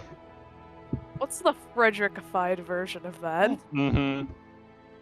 What's the himbified version There of you that? go. Yep. I was Sorry, gonna I say it, but I should didn't want to say. say it. We have one good himbo in this party, and it's Fred. I believe what I have read lightly in the books is people die, obviously, and then they, over time, after a long period of time with no interruptions, they will come back in a pseudo sense. Some people don't go to another afterlife, they come back as a new form. Reincarnation or whatever? Something Interesting. akin to that. And do you think someone carries them along this path?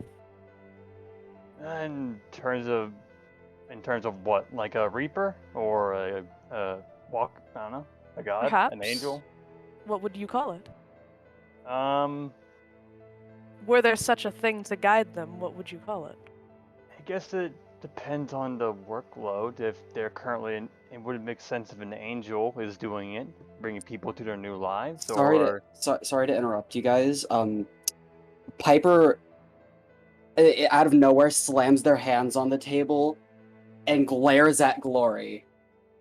You tried to frame me? It's I have- clicked. It has clicked. I have no idea what you're talking about. We were just learning about death a second ago. No. I'd very no. much like to go back to that conversation. No. You tried to tell the guards here that your name was my name after trying to steal and getting caught? Well, I wasn't trying to steal. At, a, I was just intently looking at at about an this item. point, you hear the clinking of two individuals starting to walk up as you see two of those individuals with a purple sash along their themselves, the dignitas as they're called, Ori's going to wave at them. and they look at you, Piper, and say, is this individual causing you trouble? She is causing me trouble, yes, thank you very much. They. Sorry, they are causing me trouble. Thank you so much, officers. They don't acknowledge what you say because one of them is the individual that you that's seen you before. Amazing. They will just sigh and be like, no, it's fine. No harm was caused. And they will sit back down. They kind of look at you both, look at each other, and then start walking away. What did the guard that was like, oh, your name's Blackwood, think when they just hear somebody yell, you tried to take my name? They don't seem You to tried pay to too frame much me? mind to it. So, the death conversation, I'm going to look at Fred and just ignore Piper altogether. are you a compulsive liar by nature or by need? I wouldn't say it's compulsive lying.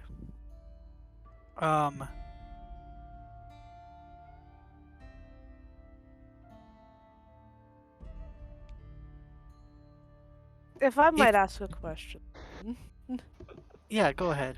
Mm-hmm. what is your fascination with these artifacts? Where does it stem from? Well, these artifacts, some of them have been known to give people incredible power, strength, you know, made them better versions of themselves. Why do you And- seek power?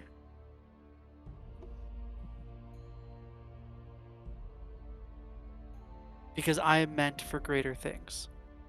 And Oh boy. I will Who need has- power to get Are that. you meant for glory? I am, yes. And have you come to this conclusion yourself, or has someone fed this conclusion to you? Not saying that this is wrong, I'm simply curious about how you came to understand this about yourself.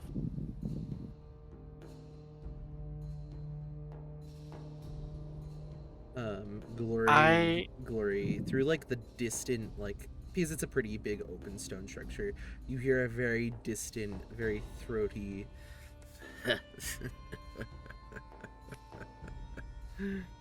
just this kind of like low chuckle that's familiar to you, but it's just a little mocking.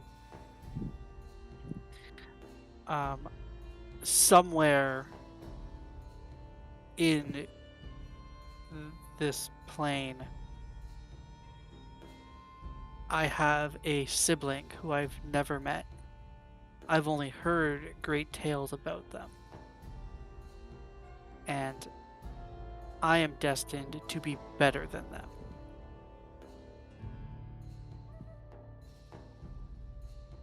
And nothing will get in my way. But what makes Yeah, you yeah, believe that? You still haven't answered his question. His question was, did you come to that conclusion yourself, or did you Was hear it some from somebody? Glory's gonna lean back in his chair and cross one leg over the other, just kind of like lean back and just look off at the ceiling and like he's looking out, through the window. The stars. Piper will also look up at the window, a little bit confused. Roll me a I perception tend- check. Which one? Piper. Perception check.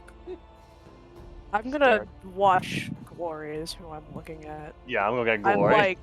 I'm like, I guess studying, you could say, his demeanor when So he says 24. this. Okay, 24. It just looks like a normal window. I think I'm poking more for insight than I am to see what he's looking at. I was just confused because he started looking somewhere out of nowhere, and I was like, what? Look, at the end of the day, I don't think too much about it. I just act. Can't say I can fault you for that. Well, I can fault you for stealing things that are in a museum. I did not steal anything. I was just looking at it. Big difference. Now, I'm gonna lean back and like a Piper. Are you going to help me steal something or not? Hence. Still waiting. I'm assuming Yeah. they're whispering to each other at this point. And by the way, what food have you guys gotten? Like some food here? Sweet roll. A sweet roll. Yo, can we get that some- Louisiana there- fucking donuts? Yeah. Is there meat on beignets. Beignets. Beignets. Is there meat on a stick? Yeah, there's a couple. Excellent. Like Glory's got a sandwiches kebab. and- yeah, there's like a there's also mainly it's tea, water, coffee.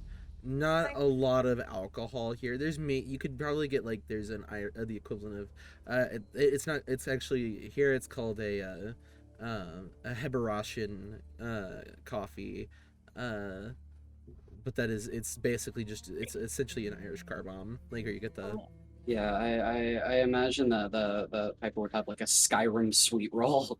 Yeah. And like whatever the fucking spiked coffee or whatever. whatever the like least messy thing is on the menu. least messy is probably there's like some paninis. Or I guess more accurately, something Psycheer would recognize as something I think that I is. know what a panini is. You think I know what a panini is? Something that Sakir would recognize. There are Recognize as not messy. yeah, recognize is not. I mean, a panini, a sandwich, is probably pretty recognizable. You've definitely seen people eat them before. I do know what a panini is. You do know what a panini is. It's a fairly common lunch food in this area. In the Alright, capital. panini it is. But yeah, Piper will whisper to Glory while tapping the little case on their belt and say, I'm waiting for this to recharge, so to speak. For the food, Okay. by the So- way, all of you, all four of you, can subtract 3 silver except for Piper, which subtracts the alcohol is a little bit more, so it's 4. I just like not pay. You might have, yeah, you could try. You just like, I do have bad reputation, and this does seem like a minor criminal offense. A question: how do I remove 3 silver from my sheet? I think you can just go. Just You subtract. just subtract it. Just go to your How? money. Just go to your money, backspace, and then put the new number. How much silver is in a gold piece? 10 silver is a gold piece. Okay. So Oh yeah, I'd because have- y'all split up Oh. the money weird. Alright, I think that. Um, Was it? Did you say 3 silver? yes. Sorry. Okay.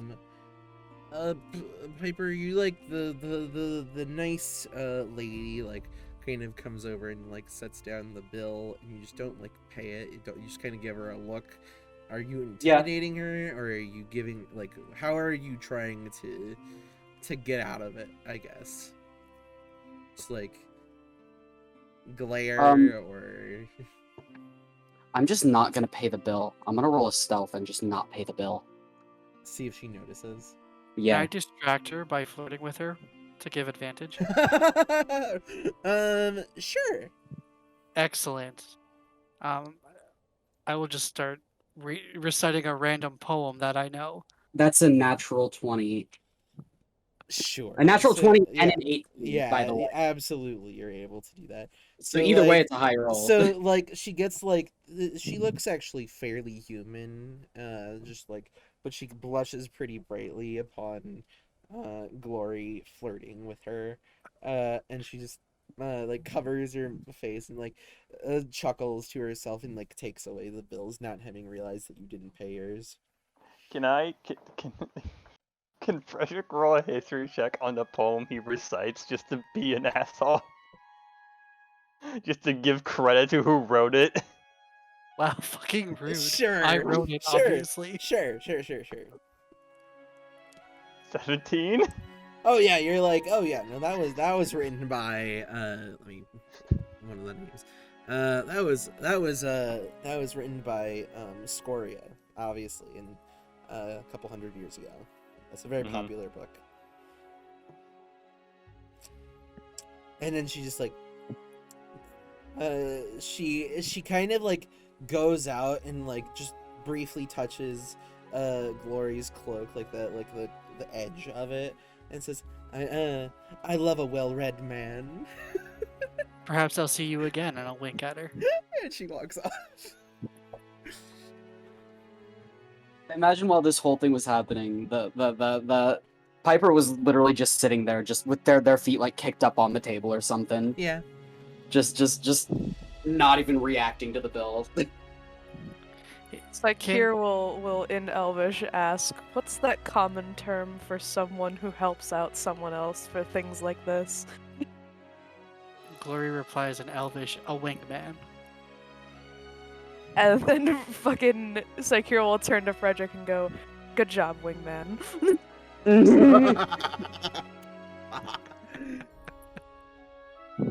Frederick will have an unusual reaction to that. Just kind of more stunned. And just recovers. Mm-hmm. Yes. So as you guys finish up your food, you guys gonna head out? You've looked through most of the museum at this point. Or what are you doing? Has it been an hour yet? Yeah, it's been an hour. I'm gonna shrink my little dude down to 10 feet and go back to the pirate exhibit. Okay. I'll go along with the Piper just in case. Sakir, real quick. Hmm? Who's that little fella on your shoulder? Because he's your hair blocks the color of him, and he gets a little front away. Why do you have a skeleton on your shoulder? This is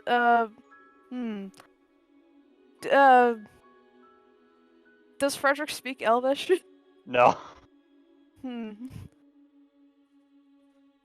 He's gonna take a second to find the words because he recognizes that you don't speak Elvish. And he's gonna be like,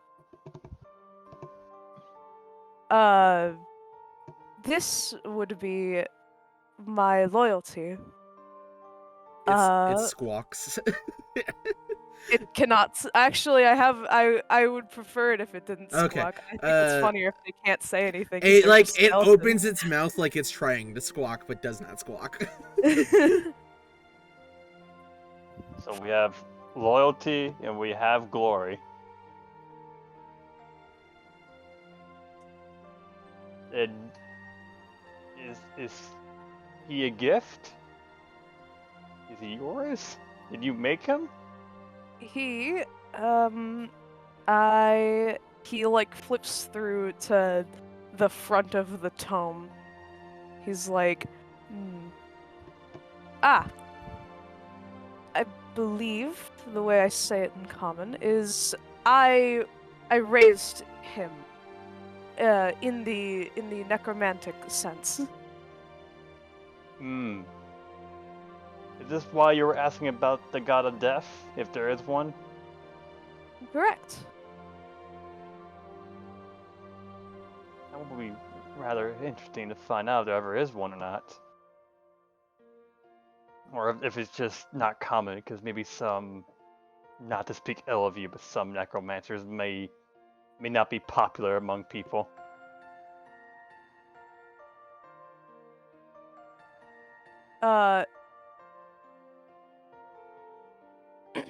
He'll just be like, I don't tend to what would be the word? Acknowledge such opinions. Mm-hmm.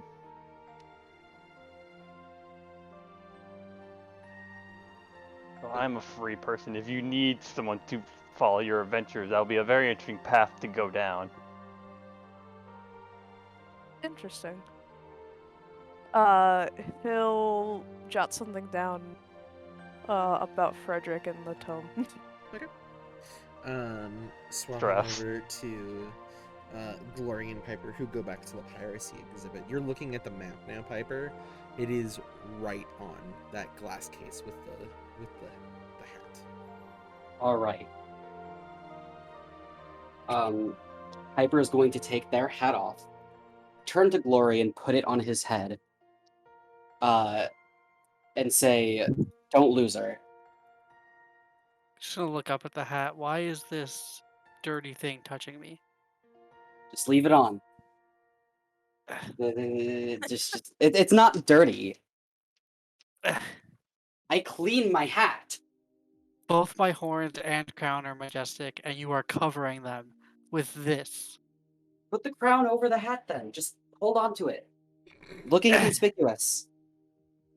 Could I just wear the hat and just kind of like shuffle like 10 feet to the right and just look at another piece of the exhibit again? Okay. Okay. Glory So now hyping himself up. You can wear the hat, Glory. I believe in you, Glory.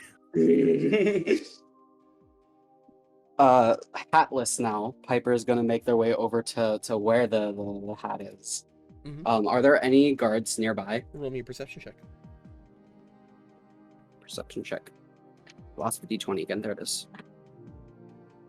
That's a 24 again. I keep rolling 19s. A 24. That's pretty good. I hate that I keep rolling 19s and not You 20s. see the previous one as she just exits out of the exhibit into the next room over, which would be the Angels exhibit. Okay. Can Glory see me right now? He said he was turned away, so no. Damn. Can I kind of like look around and look over? And Okay. just like look at Piper, just pointing at going- the hat. What do I I'm do? going to gesture for him to go to the other exhibit. And I'm assuming he'll know that to distract the guard over there. I'm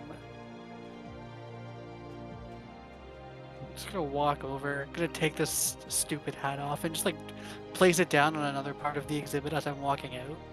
No. And I will find the guard and try to turn the charm on with her too. Roll me a. How are you doing? How are you? I think I will recite the same poem to her. No, a different poem. I will recite another poem to her. Something about traveling the stars with her or some nonsense. Roll a persuasion check. Cool. I am not good at that. Waiting for one of these guards to just be gay. 16? It's not bad. I do quite love that poem. I believe my girlfriend did recited that poem to me some time ago. It's a beautiful well, poem. it But I'm is. She sorry, has- I must get back along my route. Where does your route take you? Do you know any cool extra hidden things in the museum? You know, little knickknacks that people usually miss. I mean, just keep walking with her. As you walk, she's just like, she doesn't seem like particularly to mind you. Possibly because she's just, people do bug her sometimes. She used to people bugging her.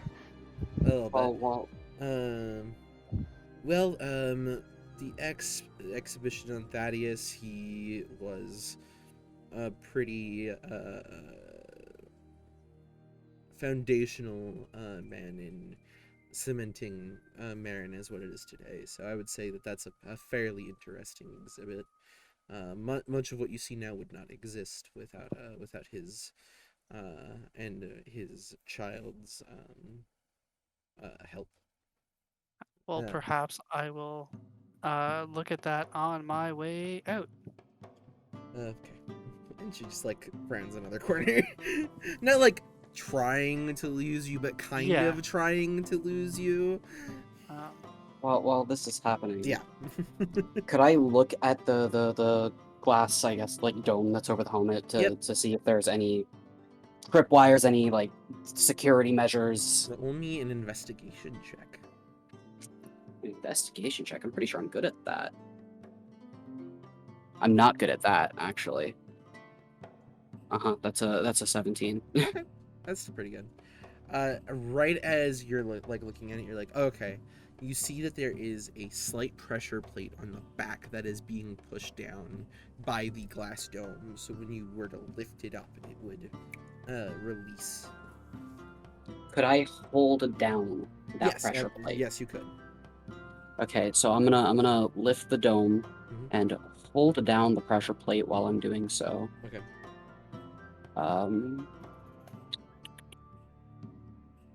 How heavy does the glass feel? Fairly weighty. You'd guess about 5 pounds. About 5 pounds. Do I have anything equivalent to that? Maybe?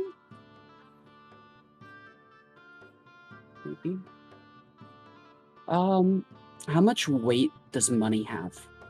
I'd say a sack of like 50 or so gold could be not exactly equivalent, but it would be pretty weighty. Could I just put my copper and silver together? Sure, that'd take some quick time, and you'd be cutting it pretty close, to just kind of quickly toss that in there. But yeah, I'd allow it. It'd be very difficult, but I'd have to make you Sleight make of a hand? sleight of hand check to see if you would do this quickly enough to not be noticed. That's a natural 20. Then yes, you do. You're like, okay.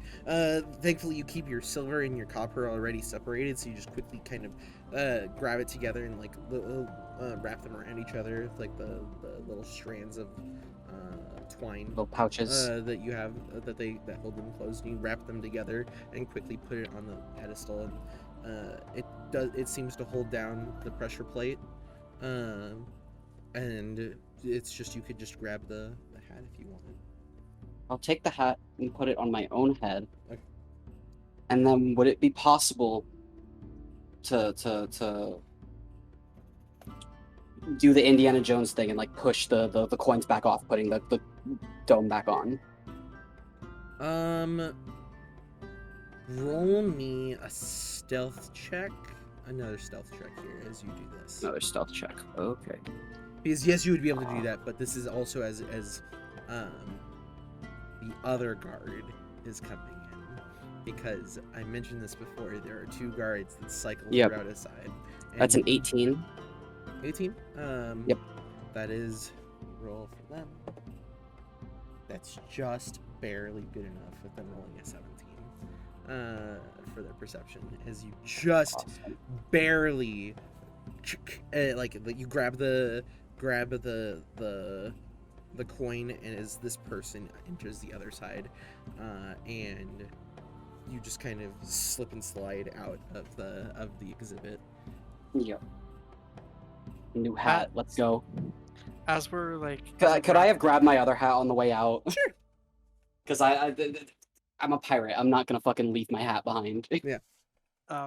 As kind of like Glory's rounding this last corner again back into the pirate exhibit with this guard, he's gonna start talking very loudly, just to like alert Piper that they're coming back, and he's gonna talk about how he's going to have his own exhibit in here one day, The, and everyone's gonna know his name, and he'll have a grand bronze statue of him. the guard that has entered the room is not the same guard. I mentioned this earlier. There are two know. guards that take the same wing. So But you am I went to not- distract the guard that would come back here like 10 minutes from now, whereas the the one I'm guide talking 5 to minutes still. from now is the one entering. So you'll probably just you see Piper walk by, but you're still in the angel exhibit basically. Oh, okay. So I haven't made it back there with her. No. I understand. Yeah. Okay, cool. Then seeing Piper leaving, I will thank her for her time and walk out. And just leave. Have a good day. Say hi to your girlfriend for me. Thumbs up. And walk out. Sure. What a strange guy. What a weird man. She just An keeps odd walking fellow. keeps walking on her way as you two come out to the main area, seeing Psyche and Frederick again. Oh, they're Yeah. still here. That's kind of surprising. And you guys will hear it's actually thaumaturgy that does this. You hear through echo throughout the halls. The museum will be closing in 10 minutes.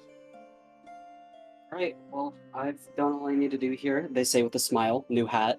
And they're gonna turn on their heel and start to walk away because they don't want to get caught with this thing. Glory's gonna You're just by put a yourself, hand. right? And I think you guys are all around in the Yeah, same area. because Psychiran and Frederick were still in the eating area, weren't they? I would recommend taking off the hat. Gonna put a hand on Piper's shoulder as they turn to leave, and I'm just going to whisper, "Remember this day. I may call a favor in." And then I take my hand away and let them leave. Okay. Weirdo. Okay. So Probably here- take off the hat, because Shall we go? everyone recognize that hat for what it is? It's just a hat, isn't it? I'm very It's a confused. hat in the museum that's been here since it was probably made. I'm sure it's fine. No one's gonna notice. Sakir is going to stand up, put because I imagine this is like a tome with one of the ribbons for a bookmark, you know? Yeah. So put the ribbon in place where he was writing on the page he was writing, close it, and then he's gonna hand his pen, I guess, to Loyalty, so Loyalty can put it away. Yeah, Loyalty just tucks it in somewhere. Wait, did that skeleton just move? It adjusts itself with its wings. Uh-huh. It- Strange. It just looks at you. Does feels the head tilt that birds do. It can see. Interesting. You know, it's too bad. Do they talk? Can we communicate with that? Because that thing could tell us more about the afterlife and this death god than murdering them murdering someone and reviving them for science. No, Yeah. it cannot speak. All right, so we're He back is a to, construct so that we're I back to the created original as an plan. assistant. Excellent. So the original plan then. No, we're not doing that plan at all. As you guys are walking out of the museum. Trust Look- me, I have a lot of confidence in the existence of such a god. I do not need to test theories. I simply am curious about the way others think. I At least imagine the- Piper isn't too far ahead if they're walking out. Yeah, I'd imagine so. Could they hear the conversation? Probably. Okay. We Because should just ask Rob. they're not. Yeah, they're not in a rush. They're just kind of sauntering. They're acting like they have this and they own it and they are supposed to have it. You guys are walking it into out to the stairs at this point. You know who might care? We could ask Bronwyn. She'd care. Why would Broadwin care? I mean, it would be rude not to ask her. I've asked the rest of you. You can ask anyone.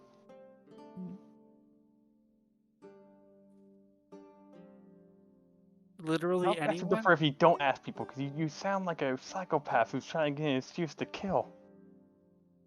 For science. You can't just say for science. You can. That's not You how it cannot works. actually. Frederick does have a point. You cannot simply tack on that something is for the sake of science. There are many, many other factors you have to consider when performing any experiment such as this. You make are contracts. simply proposing to do something for the sake of figuring it out. Yes. You don't even have anything to write down such things as notes or I have you. have a. Okay, let's be clear. I am not going to be writing your notes for you. What's this about science? This is a group effort. No, it's not. Yeah, it is, because I'll do the murder, you do the revive, and No, Secure takes the no. notes. I can't What's the even issue? do that. What kind of a holy man are you? What are you I good don't- for? The art of necromancy has Snoots many away. factors I'm gonna that it talk to this man. requires, and to play with death is dangerous. It would not be beneficial to us to kill for the sake of learning something And when then I revive you. I have it on good authority that it would not be beneficial to us to do this experiment of yours. As you guys are walking, you've kind of now started to make it off of the campus at this point, as you guys are just kind of walking back towards the Under Harbor in that entire area of the city. And I want you guys to roll me a perception check. Actually, I'm all so of you, good at I that. would like you to roll a perception check. All of us. Oh no. We're having perceived. 15. It's getting closer to evening at this point. You guys have spent a lot of the day. 14. 14? 16. Okay. Between the lot of you, 21. oh yeah, for sure. So, Bronwyn, you will hear, kind of down an alleyway as you're walking back, towards the area that you kind of entered the city through. You hear kind of what sounds like, a scuffle inside down an alleyway. You can hear somebody just kind of, you can tell the tone of voice, but you can't quite tell the words. It sounds like somebody kind of being very, very stressfully asking for some sort of help. What Psyche hears is this. The way that the voice sounds, because you've heard a couple different shard minds, this shard mind specifically, this voice of this shard mind, sounds very almost metallic, like it's constantly pitch shifting slightly and very tinny in the way it speaks.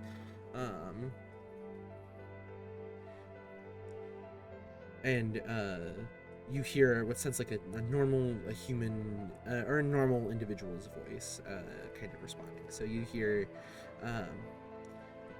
you were not supposed to see that. And so, I'm sorry, you're going to have to come with us. And that's like the tinny sort of pitch shifting voice. And from the normal voice you will hear, I'm expected up in the Bahir Hall in like 10 minutes. I don't think it's wise to keep them waiting. I'm just gonna go. And then you hear what sounds like a bump, and then you hear a couple more voices down an alleyway. So Kier is going to to, like, not making an effort to conceal himself, go into the direction of this, and he might tug on whoever's closest to him. I don't know if it's Glory or Frederick. Everybody can hear kind of bits and pieces of that, but not the whole thing. It's like here you get that whole conversation as you kind of pull somebody over towards the kind of the alleyway. Does Bronwyn kind of also go over to investigate this? Yeah. Okay. She's gonna try to sneak in. Okay. Roll me a stealth check. Yeah. And it's like here you were specifically not stealthing, right? No, I'm not making an Okay. effort to conceal Gotcha. myself. 19. I am going to, after I like Gotcha. tug on someone briefly, I'm gonna put my hand on my sword. So with that, we're gonna take a break and we're gonna come back and we're gonna go through whatever this is, Woo! and we'll be right back. We'll be back in like 10-15 minutes, everybody. I've got a couple more little lore bits that should be cycling with the slides, as well as our first piece of fan art is super awesome to get that. And be sure to go check them out. You'll see like the Twitter on the slide as well. So stay tuned, and we'll be back shortly.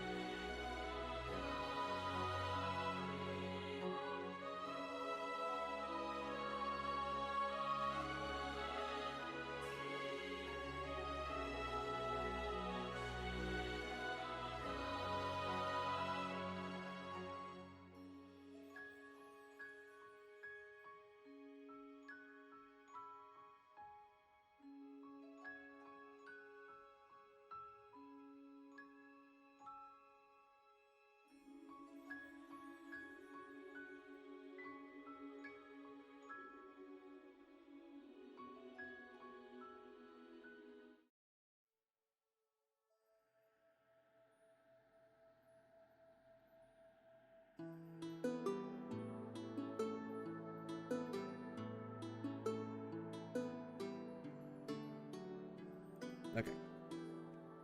Welcome back, everybody. And now we're on combat. I need everybody to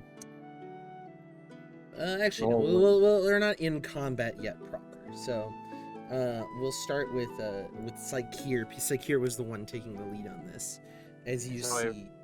So we're not on the map. We're not on the map in That- Roll20. The stream is. This is me forgetting how Roll20 works.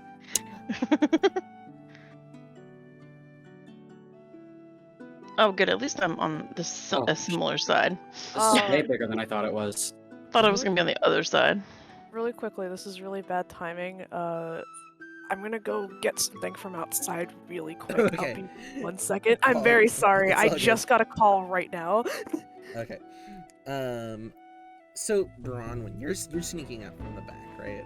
Mm-hmm. Whereabouts are you trying to get to here? Are you trying to like peek around the corner? Yeah, and I just want to peek around the corner and see So what's like, going on. so like here-ish. Roll me a perception check. Yeah. Perception. 21. 21. With Mhm. a 21, you're able to see there's this large white shard mine, kind of quartz-looking, as he is kind of looming over this human that's in between this group of three.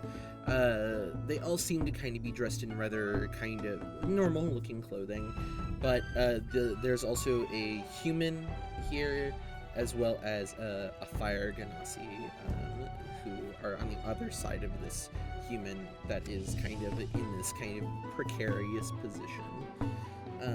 The shard mind seeming to be the one that's talking here to the human. Okay. And you're just kind of keeping an eye out down the way with your high perception. You can see your friends from before walking the down, and then Psykir kind of pulling and stopping, and then grabbing Piper and kind of pulling them forward to see what's going on between this group. Hold on. Brahman is gonna internally facepalm because who knows what's gonna happen here. I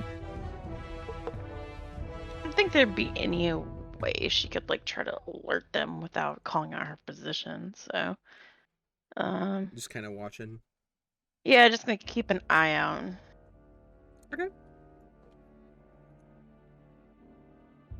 That unfortunately doesn't help in the amount of time that we're stalling for Shan to get back. Yeah, unfortunately. Sorry. It's all good. No, it's fine. I'll describe the general area. So you guys are kind of at the base of the main Spire campus, which means it's the bottom of the hill where it's kind of flattened out a bit more. A lot of kind of gravel roads, some lots of different individuals walking by. I'm so sorry, I'm back. Okay, you're all good. It's, as it gets closer to evening, you can see the tents are finally getting put up, which means that you guess, Bronwyn, that tomorrow is the Constellation Day, meaning the whole day is going to be busy with different excitement and merriment and party between different people kind of celebrating others' Constellation Days, or Constellation Day of the Manticore vision of the Manticore, or the Constellation Manticore. And someone's breathing back a little bit. No, it's not me. I'm standing away from it. I don't know what was it. I didn't have Discord. But either way, as you guys push forward, Psykir has pulled Piper off to the side and started walking up the alleyway towards this position. Would Psykir have told Piper like what he heard? Because I imagine You they could didn't also hear it. you could kind of hear bits and pieces. You didn't Just not hear, as clearly. No, you heard the general But I know there's a tones of commotion. voice. Yeah, you heard the general sounds of the voice, but you did not hear the words that were said. So hearing that there's commotion, they would just go with. Okay. And you guys approach from this end. You see a fire genasi, and a human with a blade, not out but hand on it, and a genasi with a mace that's also at her side, and then beyond them is this very large, about 7 foot tall shard mine, very big, very large, in talking with that kind of resonant and kind of tinny pitch shifting voice, kind of seemingly threatening this individual as you guys approach. What are you attempting to hide there, my friend? Is this just kind of out to the group? Sorry, what was it? Or are you just asking this of the group? The shard mine, I guess. Um, As I approach, I'm gonna be like, what were you attempting to hide there, friend? looks up at you. Nothing of import to you. I would recommend you move along. And he actually does like the motion with his hand, like back and forth, like scooch, And move along. move away.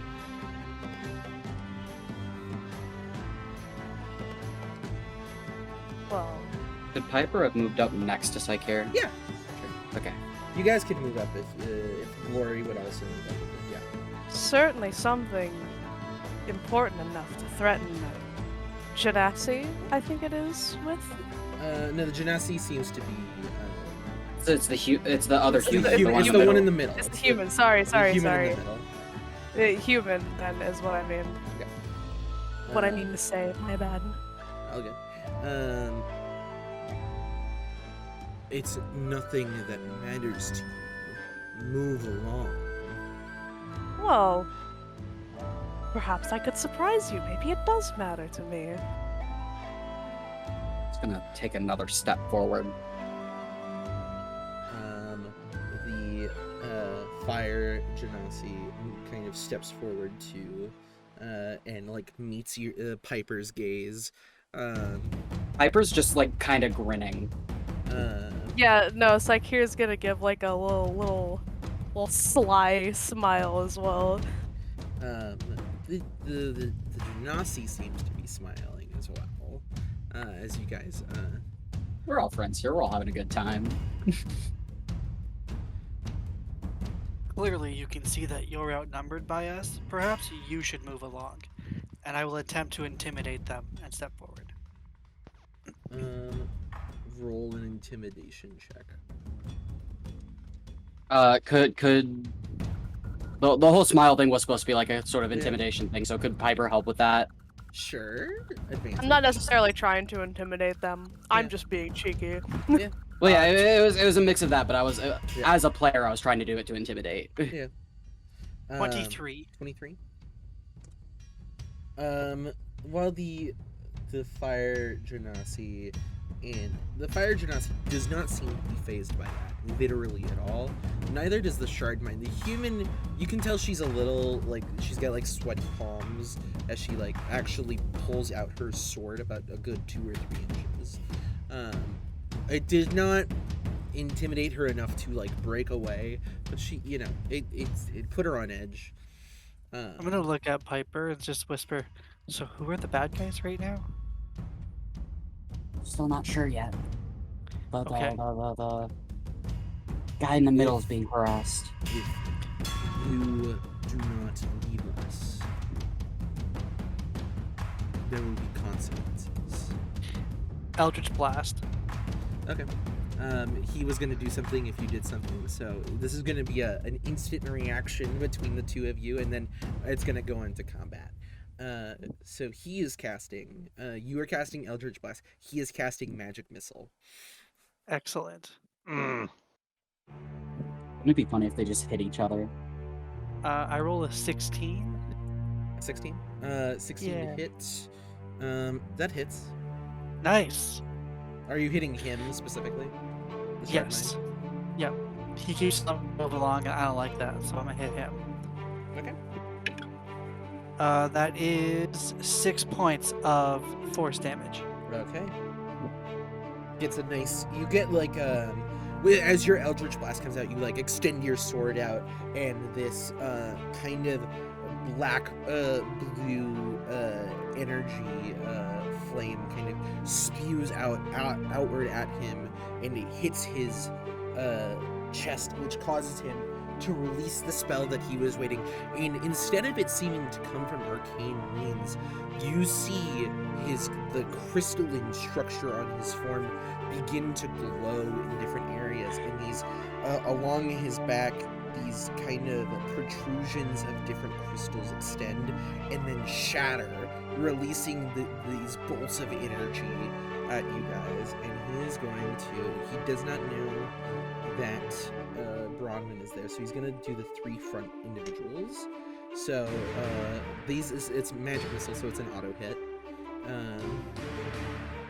Come at me, bro. That is against Glory. This is the first one. That is 5 points of damage. First damage. That Against Piper, that is 3 points of damage. Mm-hmm. And against Psyche, that is 4 points of damage. As this magic missile comes out and it hits you guys. And I want you guys to roll initiative. Can I ask you a quick question while we're rolling initiative? Sure. You know how you said we took an hour and we were eating lunch and stuff outside the museum? Would that have constituted a short rest? I would have allowed that if you asked for this one. Excellent. All right. Good to know for next time. That's not bad for initiative. I'll take it. It's gonna be great because we're all injured, we're all out of stuff, and started combat because you're you. 8. So I rolled a 14 on my dice. Do you want me put it to in the- roll it through D20 so it shows up on I'd- third order? Yeah, I've been rolling initiative on 20. I've been trying to. Yeah, you can roll it on there if you want. I'm trying to. You want me to? Hmm? You want me to re-roll it? Yeah. Okay. I'll How reroll do it. I manually add? Sorry. Oops. Well, I didn't select the turn tracker. There we go. Is there a way to manually change? I think you can roll it again and then just manually change it. That's Yeah. what I'm gonna do. Yeah, you for can. That's what I'm gonna do. Well, for I them. already re-rolled it and it was 23. So. So you can take 23. That's I'm gonna fine. take the 14 I how rolled do on my I- physics. Did it add Uh, it this time? No, you gotta click, do you click on your token and do I that? did click on it this time. It should have put it in the tracker. God damn it. There now it's in the tracker. How does the tracker work? So you- I can resort it here. I don't know why several of you have multiples. Just re-clicking on it. I Oh, only it's clicked because once. it's the old ones. I didn't remove all turns after last session. So remember your number, and then you're gonna have to roll again. That is my bad. Okay. This is me not knowing enough about it. You're good.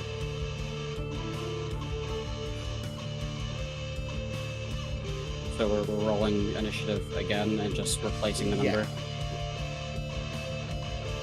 I apologize. Is there something I have to turn on to do the tracker, or just roll? You should just click on your token and roll the initiative. Yep. Oh, I have to So- click on the token. Yeah, you have to, yeah. So I've got point 15 because I have a dex of 15. So if anybody else ties with me, then this way we know what their dex is. Did I just roll the same thing? No, I rolled an 18 originally, I think. Yeah. How do I edit that? Or do you have to edit it? Just click on the number, like in the box itself, like in the turn order. You can edit your own. And you just hit enter to confirm it. Oh, I see. I wrote 28, that's not correct. Kim, you should change yours back to 21. Yeah, So it was just. four. I didn't realize my mic was still muted. Your dex is technically higher. Piper. Mine's 20. So just put dot 20.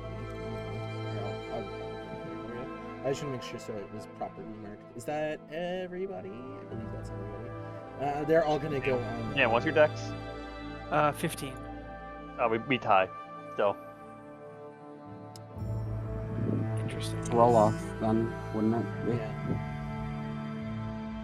Yeah, I'll roll a flat d20. Ooh, 6. Winner. Alright, so Frederick then me. There you go. That's fine. That's my last 20 I'm never gonna roll. I'm gonna just do Everything's that fine. 16, so it properly orders I out am there. last in the turn order. This makes me very sad. Okay, and let me also put this turn order on our thing out here, so that everybody watching can see. So at the top would be side here.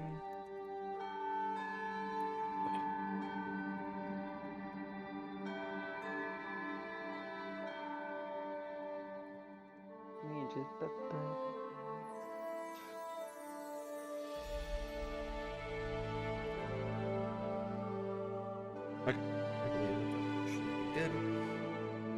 And now we're on to Takako. So, at the top of the round, after all of that had gone off, was Saikiri. All right. This is perfect because I wanted to be first anyway. I'm going to use because I heard the conversation, do I recognize that the human in the middle is the like victim here? Yeah, it's pretty. Yeah, he's Alright. kind of. You see this man with black hair that's kind of slicked off to the side. He has goggles and he looks like he has kind of goggles and he looks like he's pretty recently cleaned, but he still looks like he's got some like little bits of not ash, but maybe some grease on his face. Goggles that are kind of resting at his neck, like a nice kind of small goatee and thin mustache, and kind of a long kind of trench coat with a kind of a fur interior of the coat, so it makes it like nice and warm during the beginning to start its like cool nights here in autumn as it starts to turn. Okay, well, I'm gonna cast Vortex Warp on him. Okay, nice. That's a So- saving throw for him, right? Yeah, Constitution saving throw. You can choose to fail it, but I don't know if he necessarily wants to right now. He doesn't know you, so he's not Yeah. going to. He's gonna roll that. That is a. That's my purse. I don't know you. He has a +0 and he rolled a 10, so he fails. Have Well- we still not changed the spelling of initiative in the overlay? It is. Correct. Is Yeah. it? No, it's Well, missing it. It's missing an eye. I'm going to move him behind us. Okay, you're gonna move him behind you. Yep. Like here-ish. Yeah. It is still missing an eye. Yeah, it's missing an I. It's God. INITI. This is Next time. Next yeah. time. And I'm going to- Initiative.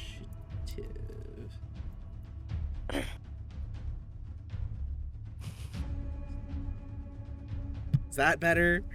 It should have Yes. been okay. There we go. that is now spelled correctly. Or a spell wrong. I'm gonna kill up. you, Brad. Did you actually look? No. Yes, I looked. Okay. And you okay? So you've moved and teleported.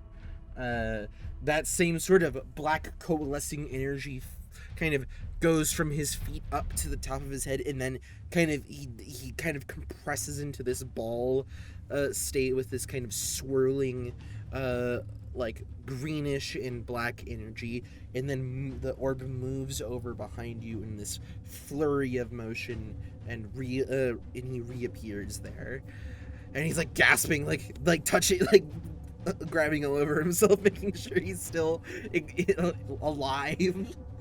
Hello, sir. It's terrified.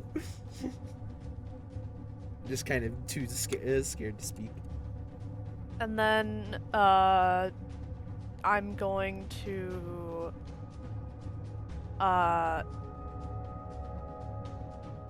I'm gonna back up a bit. Okay. Because I'm a little low on health. Okay.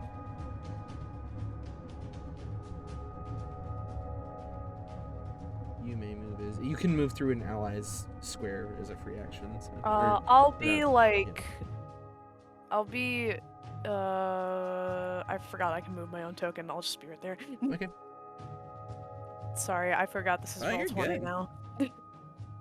You're a Gucci.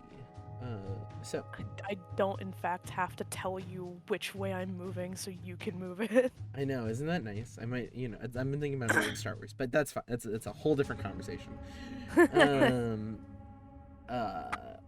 So okay, is that your turn? Yep. Okay, next up is Bronwyn. Me. All right.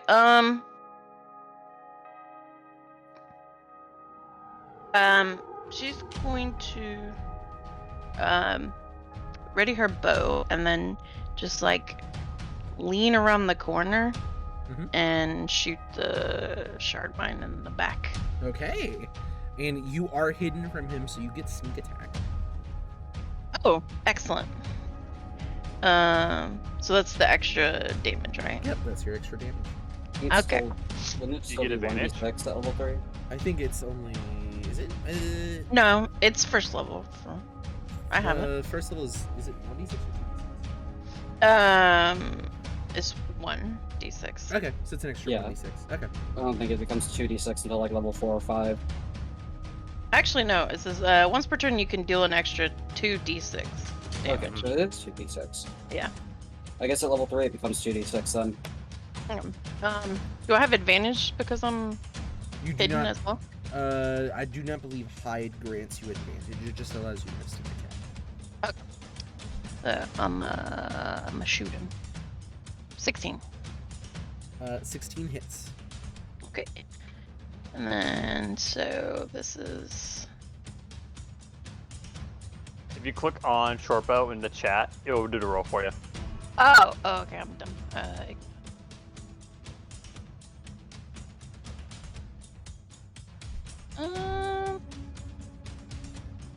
Oh, I might have hit the wrong thing. Okay, 8 Okay. for that, and then You can roll an extra 2d6. 2d6. Nice. So Max 20. damage! That's a solid 20 damage as you hit him, and it just like cleaves off a chunk of his shoulder, like the quartz like structure of his body just kind of crumbling off to the ground as it's kind of skitters and onto there. Nice. Really It's a good really shot. fancy And he one. groans and he just looks back at you with this fierce eye. We'll give him a playful wave. The forefinger wave, like Tilly. Yeah.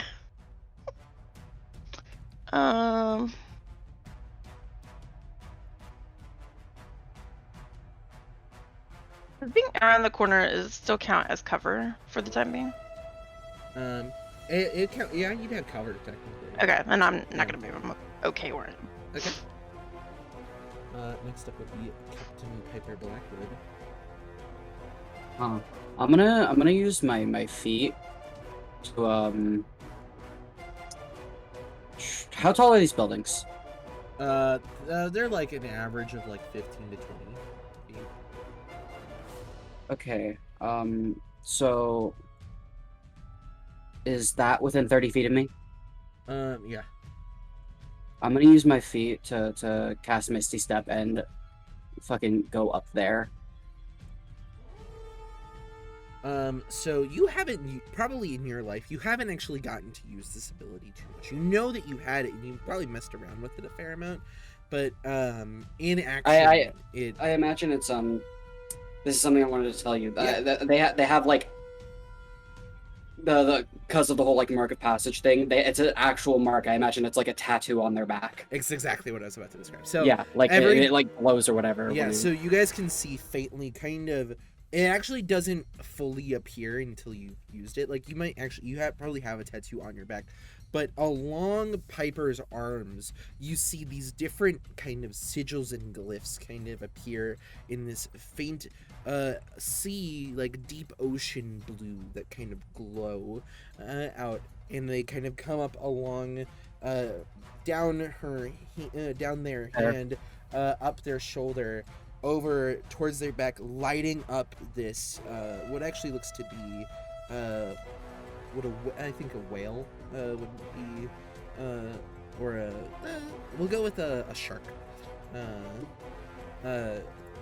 on the back, and then down the other shoulder and over to the other arm is the the body just kind of fades from that point, and the symbols and glyphs kind of dance along in the air and then recoalesce up onto the rooftop and form Piper once more.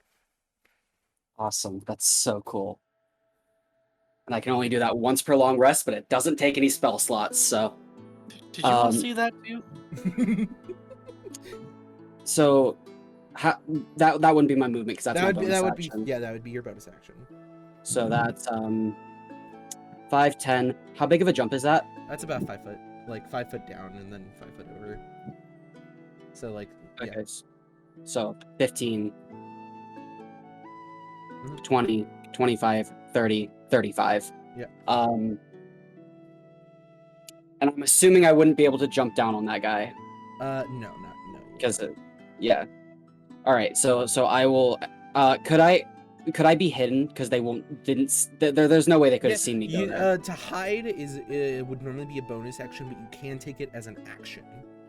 Oh yeah, and I haven't done an action, so yeah, I'll just hide. So that's your turn. I'll say I hid like back when I first like teleported or whatever. Yeah, that's fine. Roll me a stealth check. Gotcha. I always forget what stealth is on Piper. I'm glad you used that power. I wrote down this like description of this. Yeah, I was so excited to use it when I learned that I had it. And also I'm near death, so I don't want to be in the thick of it. That's a 21. 21? That's pretty good. You seem to be hidden. They don't seem to immediately notice you. They're kind of looking around frantically, and not the two in front are just not quite sure where you went. And next up would be, I believe, them. So this one, the human, is going to come up and with the sword try to slash at Glory. You can fuck right up. Come at me, bro. Let's see. That is an unnatural 20 to hit. I really love this medicine dice that I got. Yeah, that hits. And this will be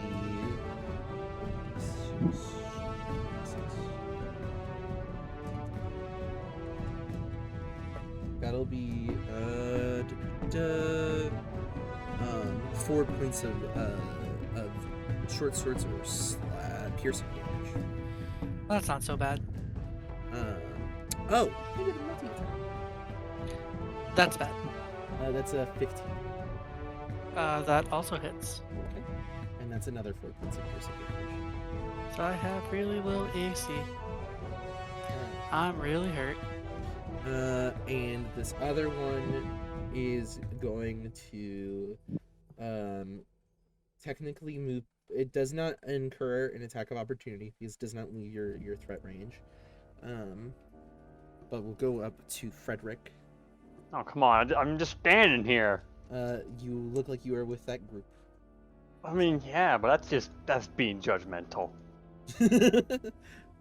This Genasi is a very judgmental lady. I'm gonna judge her. Speaking of loving... 16 to hit. Yeah. And that Speaking is 4 points of damage.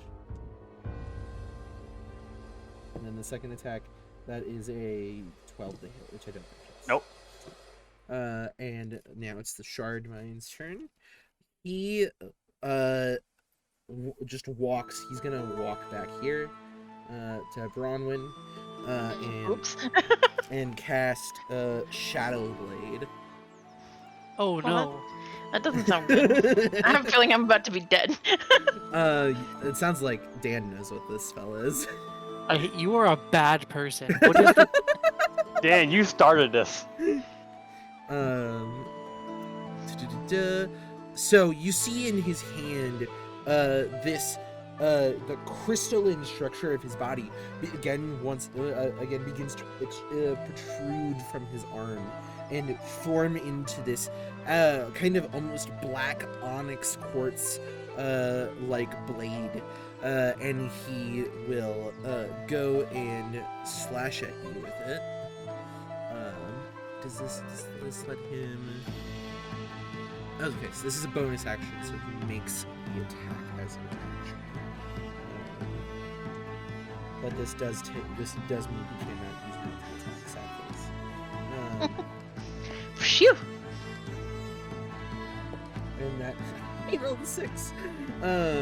Yay! As he comes down with this blade, and it actually like cleaves into the building you guys are both next to, and you just see it like rip through the wood as if that wood did not exist. And when it passes through where the wood would be is just air. It's just it dissipated the matter almost.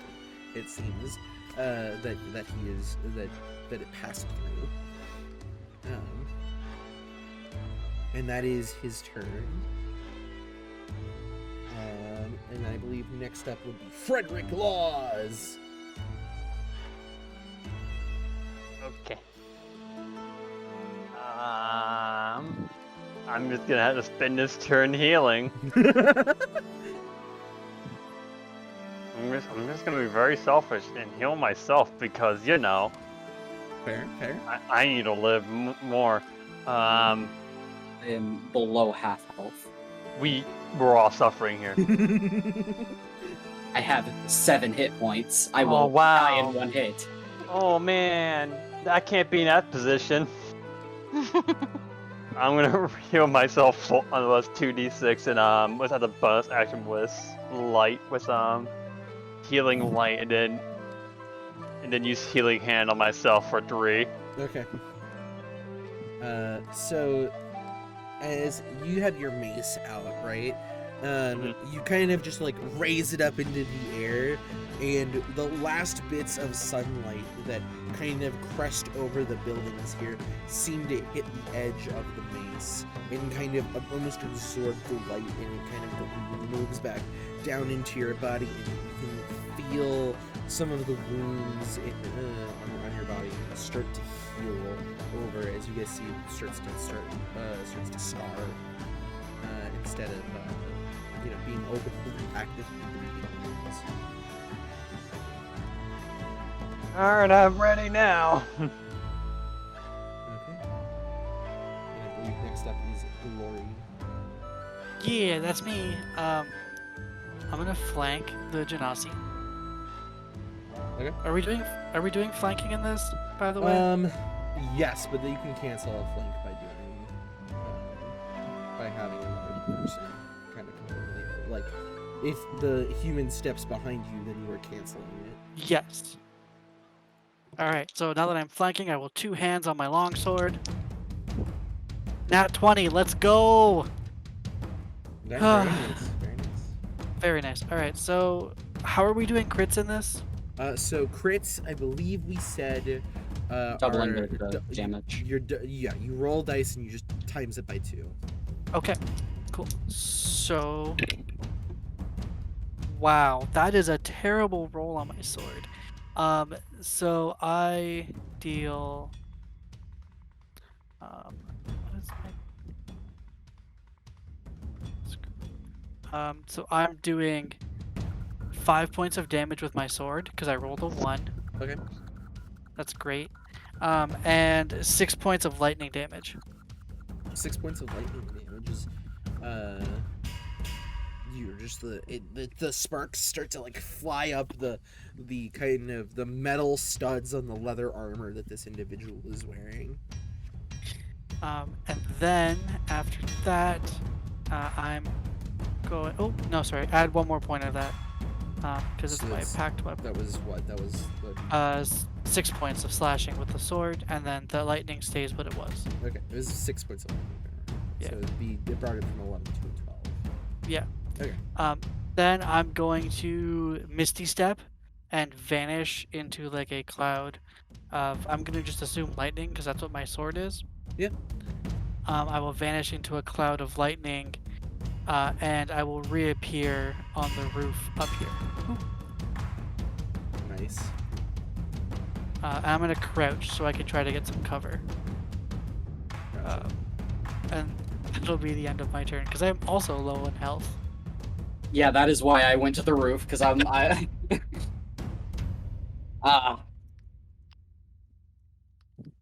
You got this, guys. we're moral support up here. I will murder Remember when you we from first up introduced here. each other, and I said I hate everyone already? You healed yourself.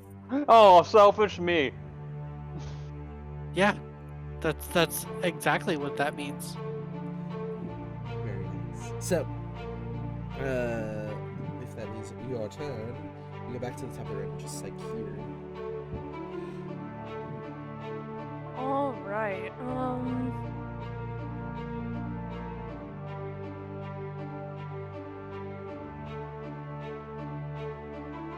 So I'm gonna.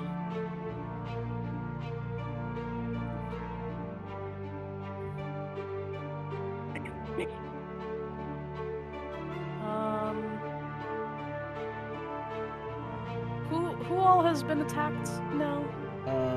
Both Frederick, somebody else. I mean of the enemies. Oh, of the enemies. That would be the Genasi, that's right in front of Frederick, and then down the ways you see the Shard Mine dealing with somebody else that you can't quite see.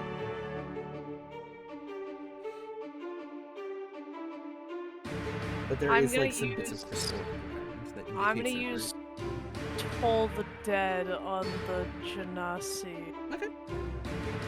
So Wisdom saving throw. No, it's a failure. That's a 9. Hoggers. Alright. 1d12. Sorry, that's actually 7. Go. So it's even worse. 1d12.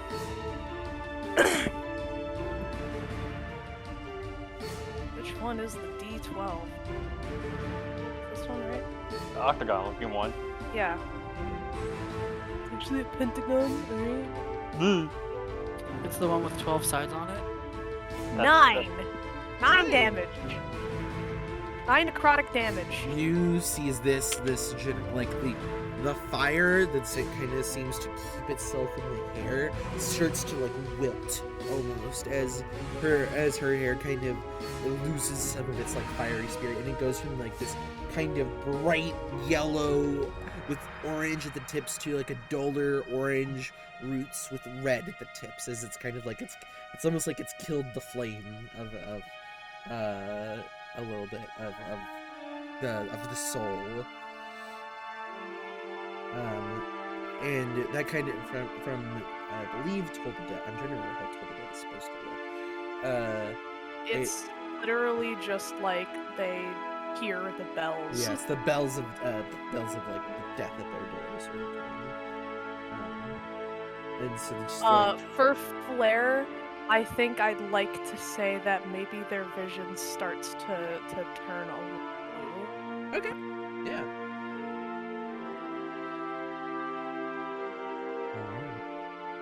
Is that your turn?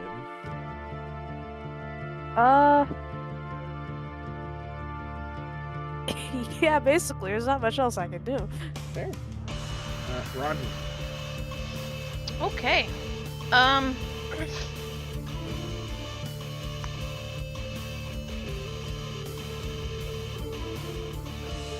If I move around this guy, like, I'm not trying to get away from him, I just want to, like, move around him. So say, like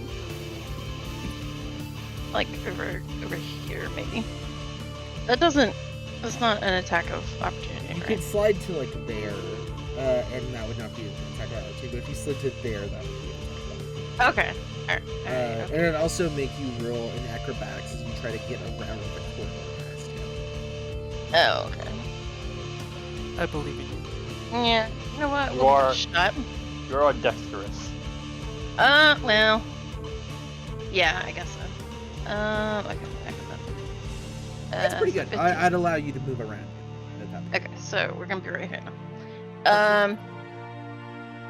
Then I'm going to just I'm gonna stab him with my dagger, Go for it. because why not?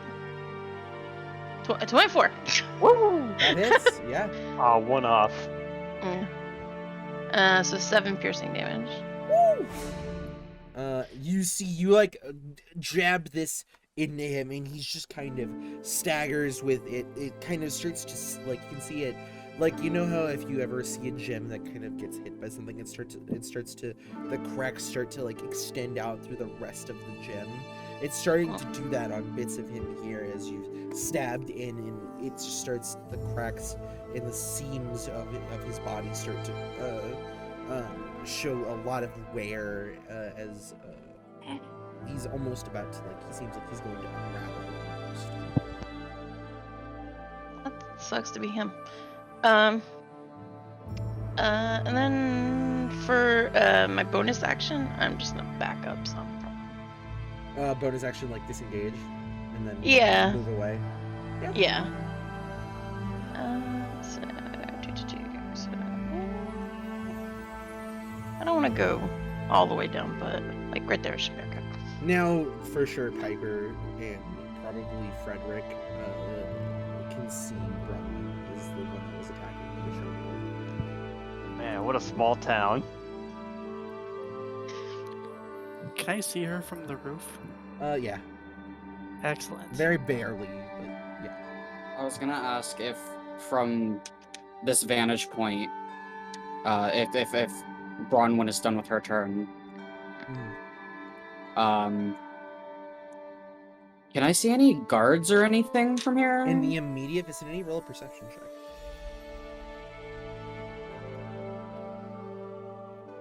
Not see. That is a 18. In the immediate vicinity, a couple blocks down, because you're on top of the building, you can see a couple, like, maybe, like, you'd guess a couple 100 feet away, like 200 feet away, you'll see what looks to be like 2 of those individuals with the green sash in the splint mail. Kind of, they're not like, they don't seem to have noticed or hear it. Actually, no. He was pretty loud earlier with the magic missile, so they are moving. They are moving this direction now. Not like sprinting, but they are like fast-paced walking. Could I yell out to them? Sure. I'm just gonna yell out that we need help over here. We're being attacked. Gotcha. And I'm mad. Is that a free action? Because it's just yelling. Yelling is typically, or like, it's typically a free action to speak. So. Okay. That is 10 feet. Oh no, that's 15 feet. Never mind. How is this down or up? That is probably about level. About level. Okay. Technically. Well, I am on the on the highest level of this. Yeah, so it's probably about 3 or 4 feet down. 3 or 4 feet down. Could I make that jump? With a good athletics, potentially. What about acrobatics? This is sheer jumping. What if I try to grab onto the ledge instead of I'd allow getting that. directly on the thing? Yeah. Okay. Sure. Awesome. I have nothing in athletics, so. Or I do have some in athletics, not as much as I do in acrobatics, so. That is a. Fuck, it's so dark in here. What's 15 plus 7? 22. 22. It's a 22. So 22. Yeah, you're able to make that jump. Cool. So I imagine I'm hanging onto the ledge here-ish. Yeah. And can I pull myself up? Yeah. I'd say that take an extra like 10 feet of your movement. Okay. So that to get here was 10 feet. Getting up was 10 feet. I have 15 left. Yep. 5, 10, 15. Okay. And that's it. That's all I can really do. You could dash technically as your action. Like you'd use an action. I to could dash. Um, Sure, I'll dash. I'm still hidden, right? yeah. It seems to So 5, 10, Naruto running along the rooftop. 15. And I haven't used my action yet, have I? That would be your action to dash. Oh. Unless Okay. oh wait, no, your bonus action No. is dash because you're Yeah, a rogue. my bonus action would be to dash. I'm a rogue. So if I'm about right here, that means I'm about what, 10 feet above? Yeah. Could I jump? Could I try to jump on him? Sure. Okay, I'm gonna jump on him like that. Are you like trying to come in with like your short sword? My scimitar. Your scimitar? Okay. And I he's big, right? He's like 7 feet. He's big. Yeah, I want to jump like on his back. I don't know if I'd be like directly on him or whatever if I did that. But... I'd allow that. Let's just roll the hit and we'll see. Okay. I keep forgetting I don't need to go to a different tab to pull up my character sheet. I'm just gonna roll it in here. Did that roll? Yep. 23. That hits. As you... Since I was hidden, would that be a sneak attack as well? Yeah. Okay, so that's 1d6 plus 5, which is 11 damage plus 2d6. I'll just roll physical dice for those. That's not 11 damage. Is that not damage? Oh, it's That's not just damage. rolling. I thought I clicked You have to damage. click on the name. You have to in click the on the text box. name? That's so stupid. Look, I would love to roll a d20. Because I clicked on the damage type. Yeah. That's so dumb. No, not the short sword, the scimitar. I'm stupid. Scimitar. No, you go in the chat box and press it. Oh, the chat. Oh, fucking 9. There you go. 9 damage. Nine Okay. damage, yeah. And then roll 2d6. And then that I already rolled a 2d6. That's an extra 9, so that is 18 damage. How do you want to do this? As I'm coming down, I just kind of want to cut his head off. Yeah, you come down with the scimitar. You kind of land like with your hand on his shoulder for a brief moment, and like it takes like one. You hit him one time into the neck, and a bunch of the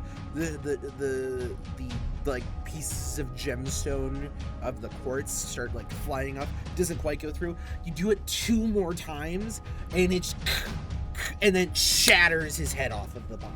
And it hits the ground and just falls across the surface, just kind of leaving a bunch of different quartz all over the ground here. That'd be what, another 5 feet to... No, you said it's alternating, right? And this is the first time I've gone diagonal, so it'd just be 5, right? Yeah. So that's 20. So after I've killed him, I'm gonna start making my way to Bronwyn. So 25, 30, 35. Awesome. And that's where I'll end my turn. Nice. How you doing? Nice. Nice work. Fancy meeting you here.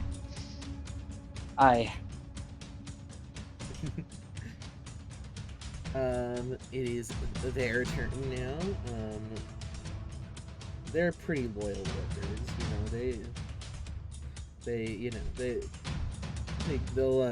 they'll still do their job. They'll come up here now, and this one is going to make an attack against the person that you were trying to save. Ooh. And does that hit the AC? Yes, it does.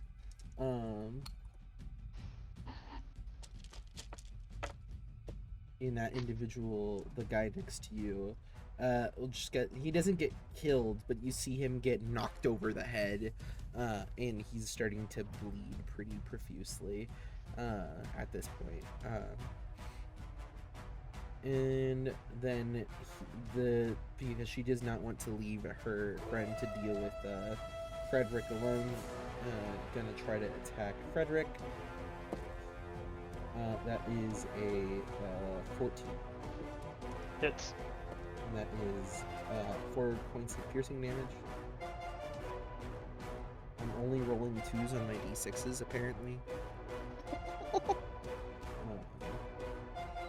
And the next one is a 10, which does not hit, I'm pretty sure. No.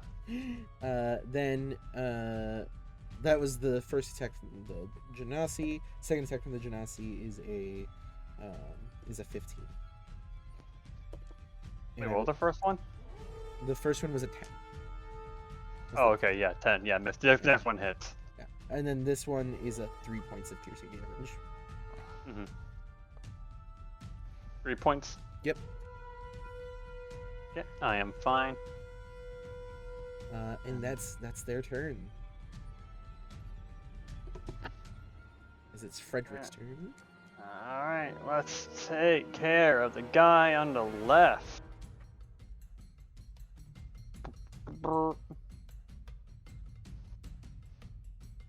Let's make that position way worse to stand in. We are gonna cast Create Bonfire on him. right where this fellow's standing. Okay.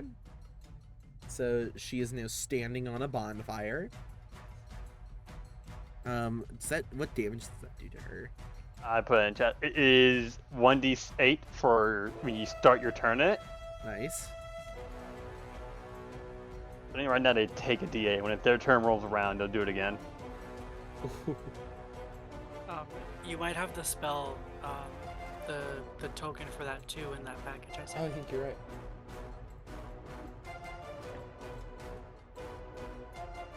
Bonfire. Shameless. The dex saving throw. Holy shit, Dark Souls in D&D? Mm-hmm.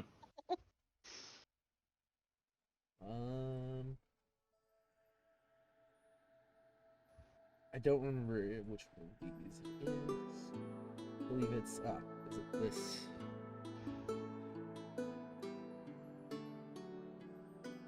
There. And if you right click on the spell effect, you can mark it. You can put it behind the token. Back. That does not really work when she's big, or when it's one square. Let's say if you move them, the bonfire is still there, so we'll still be able to see it. Not fair. Okay. And how much damage was that? Sorry. They need to roll a dex save. Oh, dex save? Yep. They have some dex. Just don't. Just don't. Oh, wow. You cursed my fucking dice, you piece of shit. No, that's a failure. That's a 3. Woo! 5. 5? Okay. This person... 5 fire.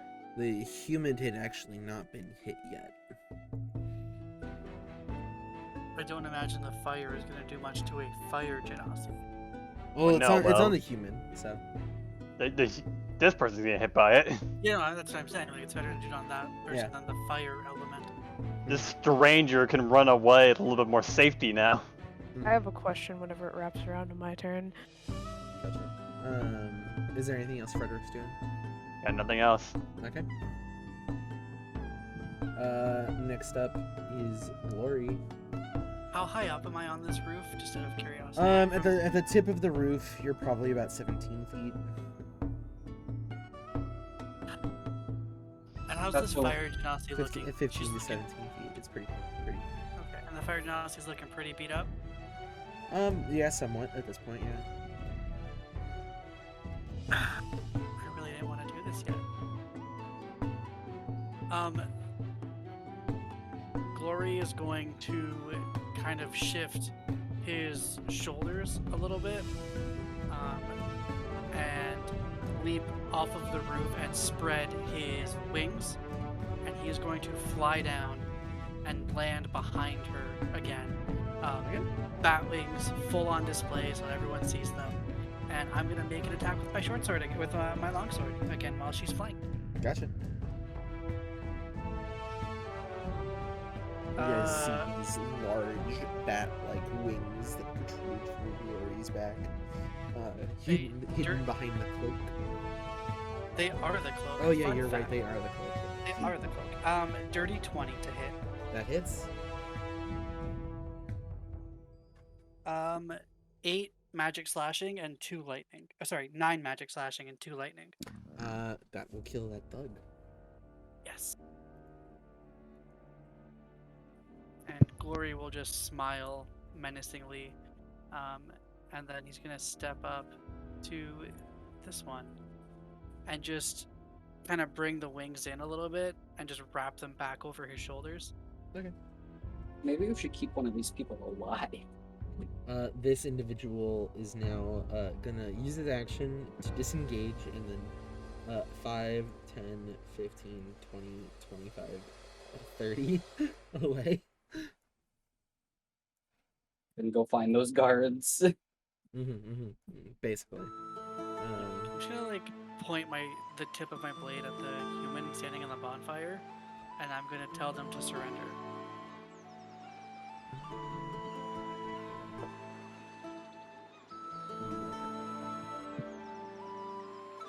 It is Sakira's turn.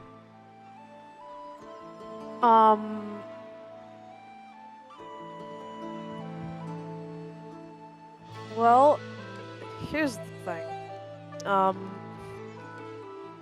Oh, okay. First of all, I have a question. So I'm gonna just put this in the chat for you to see. So I have this spell, right? Yeah. If I used, because it says make a ranged spell attack against the creature. Yeah. Would that count? Would Toll the Dead count for that, or does it have to be something where I have to roll to hit? I think it has to be something where you roll. Okay, I was curious about that. I wasn't gonna do it anyway because there's something else I wanted to do, but I was curious about that stipulation there for future reference.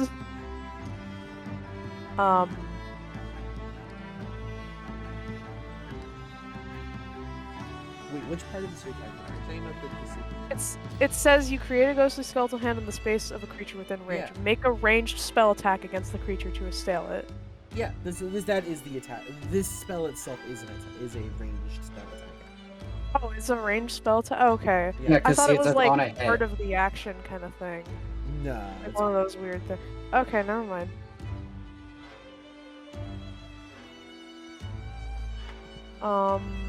Oops, that's not what I meant to do. I meant to hit on the information button. I wanted to read it, not use it. I hate that that's a thing. yeah. Yeah, there have been several times where I've clicked on something and been afraid, wait, did I accidentally roll something?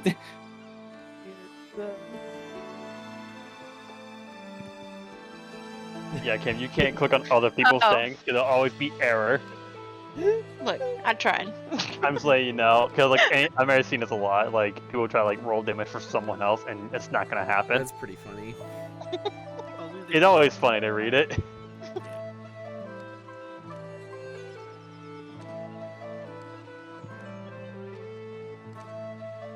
Yeah,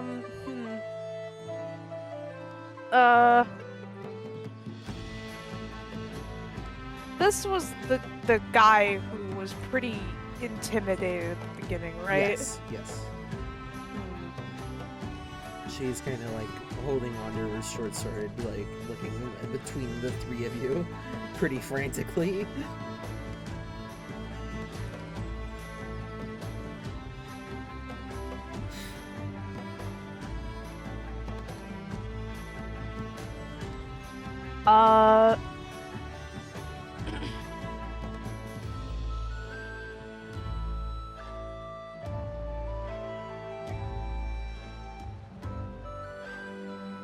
Sakir is going to draw his sword. Okay. point it at this person and say, "So now, what was it that was so important to not be seen, if I might ask again?" Okay, and that's your turn. Yeah. Doesn't get to speak until, or make make a decision until Yeah. your turn. So, Bronwyn. All right. Well, he's gonna look back and see that the others have the other guy pretty well under control. So, is the Shardmine actually dead? Or You can appears go over dead? it. Yes. It seems to. If you would like to go over and inspect the body. Yeah. Go over and do an inspect and hope I don't get stabbed. Okay. Do I need to roll me an perception? investigation. Investigation. Okay. 23. Does an 18 hit your AC? I'm joking. That'd be a nat 20, wouldn't it? Yeah, it's a natural 20. Yeah, nat yeah, 20. that is a natural 20. It should just say, it's green if it's a natural 20, isn't it? Yeah. Yeah, it is. As you're looking at this, he definitely seems to be dead. And you're kind of like looking through the different crystals that have kind of fallen off here. You will find a pouch with 20 gold in it, as well as what seems to be a small kind of figure.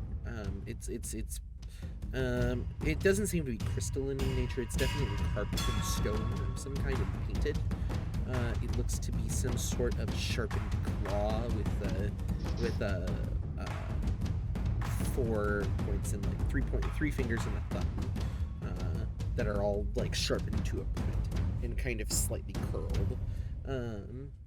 It's pretty small. It's maybe like the size. It's maybe like 2 inches by 2 inches. It's pretty tiny. Inside of that pouch. No, it looks way more slender than most paws, and it's way more angular than most paws. And then that seems to be most of what you find on his body, other than his as a in your line of work, his body's probably worth some arcane components. Yeah. You'd imagine. Yeah. Okay. But that's what you immediately find. Okay. Well, I'm gonna Gather some of the shards. Yeah, that's what I was thinking. Well, definitely gonna take the pouch because why not? Yeah. Why wouldn't you take a monkey's paw when you find it? Yeah, that's what I was thinking when you said it. That Yeah. sounds like a monkey's paw. And maybe gather up some of the little crystal shards that are hanging around. Yeah, with your natural 20, I'd say you get like another like probably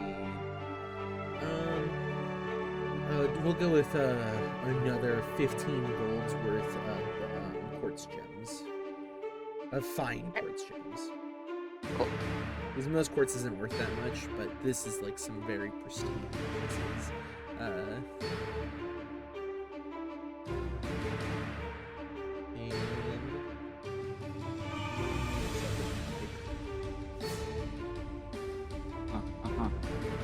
Oh shit, I'm on the wrong thing. 1, 2, or wait. Right here? That's where I was, or I was right here? I think you were right where you are. 5, 10, 15, 20, 25, 30, 35, dash, 5, 10, 15. That's it. Actually,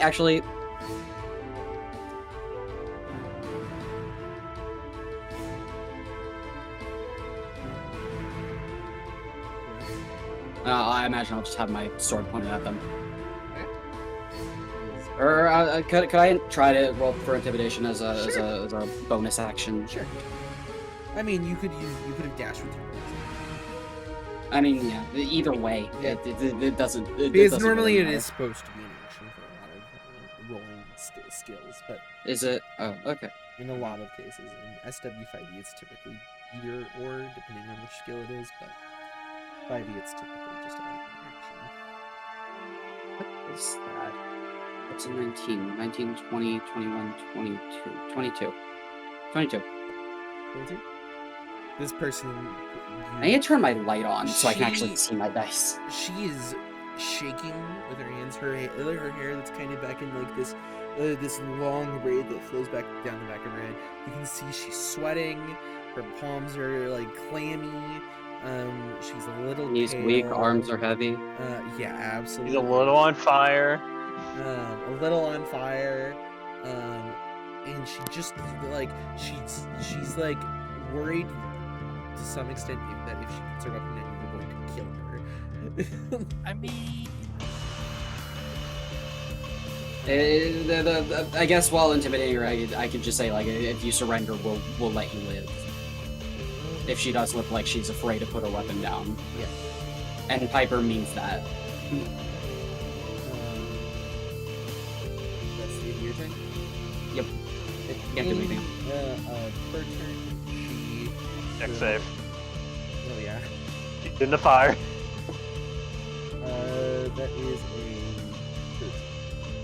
Fails. Okay,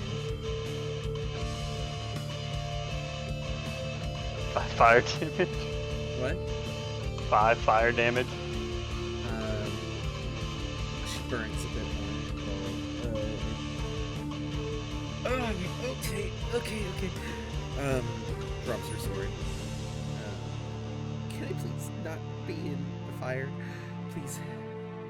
Can I respond? Yeah, we can pull out.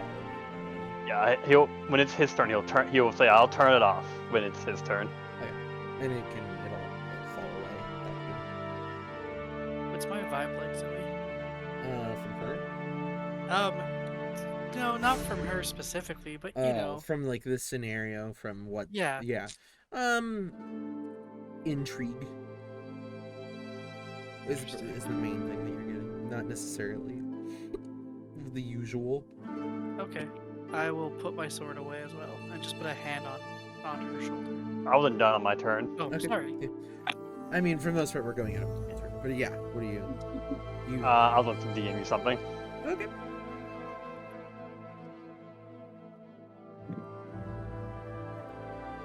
If that's the case, Piper's gonna go fucking find this guy, see what he's up to. A guy who did. Hyperventilating in the corner.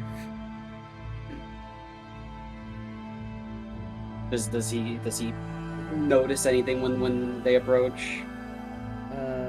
They are. He is currently like. He has like a dagger out, but when he realizes it's you, one of the people that helped him, he puts it away. Okay. Oh boy. Okay. Are they all? Are they gone? One of them's still alive, but she surrendered, so you're fine now. What was that all about? It's a long story.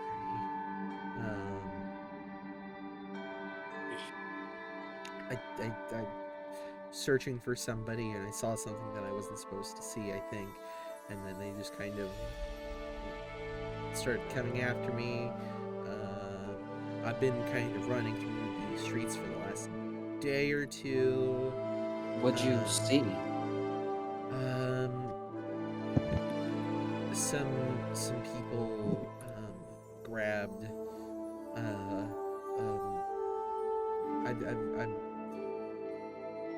I've seen a couple shard mines getting grabbed recently, and there's a couple missing persons reports, and I happened to see one.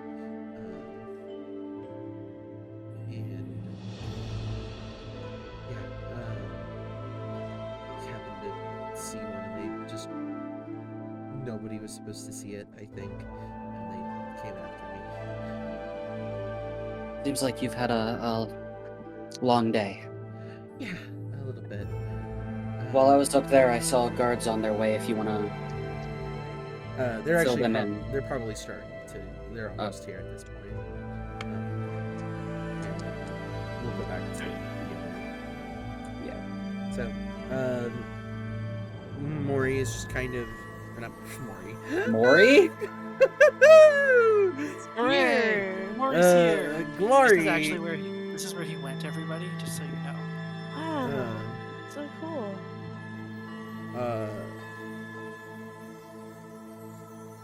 In regards to your thing, Dan, doesn't seem to indicate Okay. anything. But- And don't you just kind of had your hand on her shoulder? Yeah, just like keeping her from fleeing. Okay. And what? Frederick made the fire disappear, right? Or dissipate? Yeah. Okay. Ooh, okay. Zakir hasn't stopped pointing the sword at her. He's loosened his grip on it, but he's still pointing it at her. So, you were asking what was being hidden, right? That was the question. Exactly. Correct. Be truthful. If you lie, I will fly you up as high as I can and drop you, and no one's going to catch you. Okay. Well, from what I know, and I just know what I'm paid. I don't get, paid to know a lot. I was given some money to grab that kid, and make sure nobody knew where he went. And we had been watching his kind of movements and saw that he was going this way. And there's normally not a lot of people on this road, so we thought it would probably be fine. So, yeah, I don't really know why exactly. I just kind of get paid to not ask a lot of questions sometimes. So, two things. One, I'll take the money you got paid, because obviously you did a terrible job. Two, It was good to be a pay after the fact in a deal. terrible. Where were you taking them? The boss, and she kind of motions back to the shattered pile of crystals on the ground behind you guys, where you can see Bronwyn standing over, grabbing a couple crystals. Oh no. He was the one that knew. It kind of changes every time we do something like this, so we just aren't really told. So you're useless, is what you're telling us. I'm not useless. I'm an underling.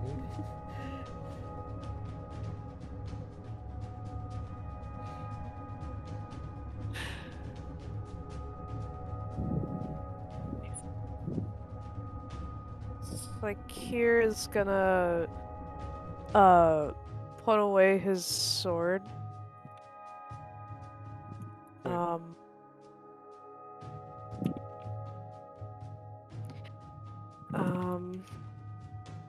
So Kyr's gonna put away his sword and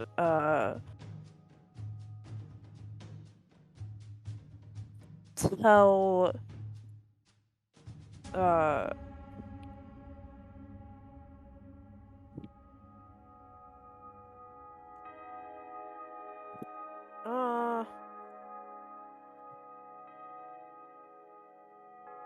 no, he'll put away his sword and he will walk over to Piper, but on his way over,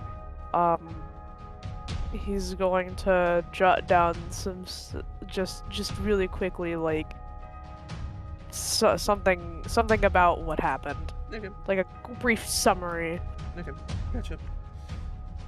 Piper's still probably just trying to calm the guy down. Yeah, See if he's doing okay. At this point, some of the guards will have arrived. They are called the Orientas. Orientus. Yeah, Orientus. So they'll probably be explaining what happened to them if the guards showed up. Yeah. They're just like they're just kind of, they pull out their own notepad at this point and start taking down notes and asking. You find out his name is Pietro. Asking Pietro. He's gonna write down his name in the tome as well. Asking Pietro if you guys indeed did save them, or save him, and acknowledge that you did, so they're like, okay. I'm yeah. sure they'd also recognize Piper's voice as the one who screamed, "We're being attacked." Yeah, it's just wanting to make sure that they're not letting the perpetrators of the incident go. Yeah. This one is useless, and Glory's pointing at them. Glory, The you don't one have to at be the left. mean anymore. It's not mean, it's a fact. I'm sorry, I just needed the money. She's not useless. She was just doing her job. Frederick is Or gonna. Mango. Yeah, Freddy's gonna pat her on the shoulder, just saying like, just make better choices, okay? And he'll give her one healing hand. Thank you. Appreciate it. And one of the guards at this point is gonna walk over and slap some manacles on her. Have fun in jail.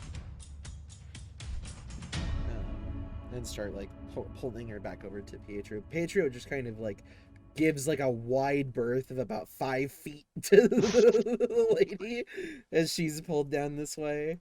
So the one who attacked you, the person. She's the one who attacked Pietro. She is, yes, but also not everyone.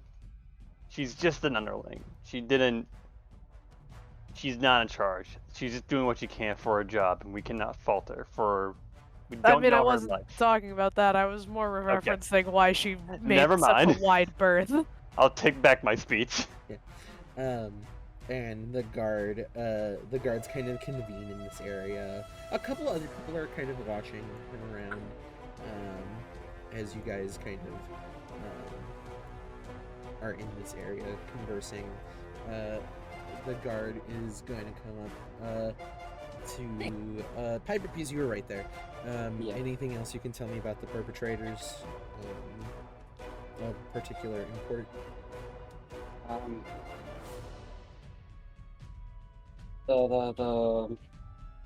What's he called? The Chardonnay? the shard mine was a spellcaster of some kind, if that's important. It could have just been his innate abilities. Shard mines have some kick to them. Well, other than that, it's just what I told you, and then what our friend here, and they'll. Fuck, I misgender my own character. they'll gesture towards Pietro. Okay. And he gestures to the other 4 of you. Any of you have anything to add about this? Don't believe so. Okay. Nope. He kind of closes his notebook. Well, we thank you for your service to the city and keeping any like gestures to Pietro, keeping our citizens safe. We appreciate it. Keep an eye on that one that you're taking away, because I feel like whoever they work for is not going to be happy with the failure. Is there a reward for vigilante justice? Wink, wink. Is there a reward? We deserve one after this. I did almost die. I am almost dead. Look at me. He looks at you. Looks at the lot of you, which I'm assuming at this point you guys all start to walk up. It's like Kira's gonna like lean against the wall and is jotting down stuff in the tome. He's not walking up. That was in character, by the way, though. That I did almost die. I am know. almost dead. Look at me. I know. He kind of looks at you, and this guy is a Gith Yankee, so he has kind of like the greenish gray skin and kind of pushed a nose that's kind of pushed back up into the head, and kind of wild looking eyes as he is looking at you. We don't typically offer one unless it is explicitly stated somewhere on our job board. I mean, This one Pietro could did be- say. Pietro did say that there was some involvement with those missing people. It's true, we were just taking up the job. Did he now? And he looks over at Pietro. It was just a hunch. I saw these guys, and that's why they were chasing me. Just kind of looking at you like, why did you say? He's like, I thought out of character. I thought that he had said that because you had said that he told his side of the story. he was telling you that before you arrived. Oh. Before the guards arrived. And I figure Piper would have already told them that. Okay, like, then fair. Telling the whole. Okay, fair.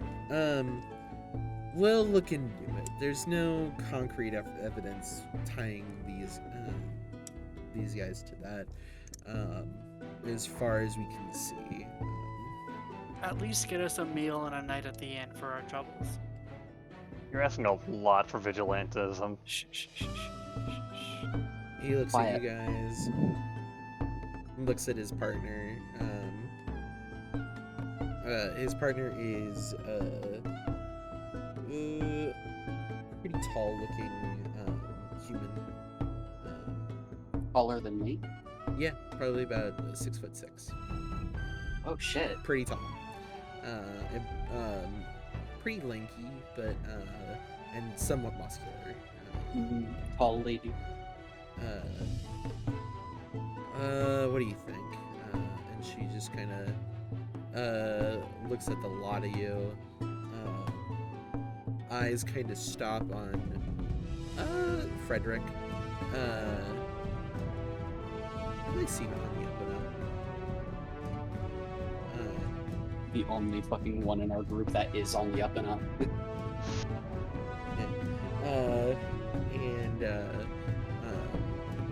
Fine. Here. And he takes out a small pouch and tosses it over. Because she had been looking at Frederick, tosses it at Frederick. Can Piper snatch it midair? Roll me, because it was not being thrown at you, or kind of between you and like Glory. I would say sure it'd be an. We're gonna go with an act. This is a general dexterity check because that's not. Not sleight of hand. A sleight of hand could work. Yeah, that's what I was thinking. Yeah, that's what I was thinking. Sleight of hand works, yeah. I'm supporting you when I shouldn't be. Why are you stealing money for? We're just trying to get a night in. Now you're robbing us. It'll make it more complicated. Where is sleight of hand on this sheet? Alphabetical. Right above At the stealth. bottom. That is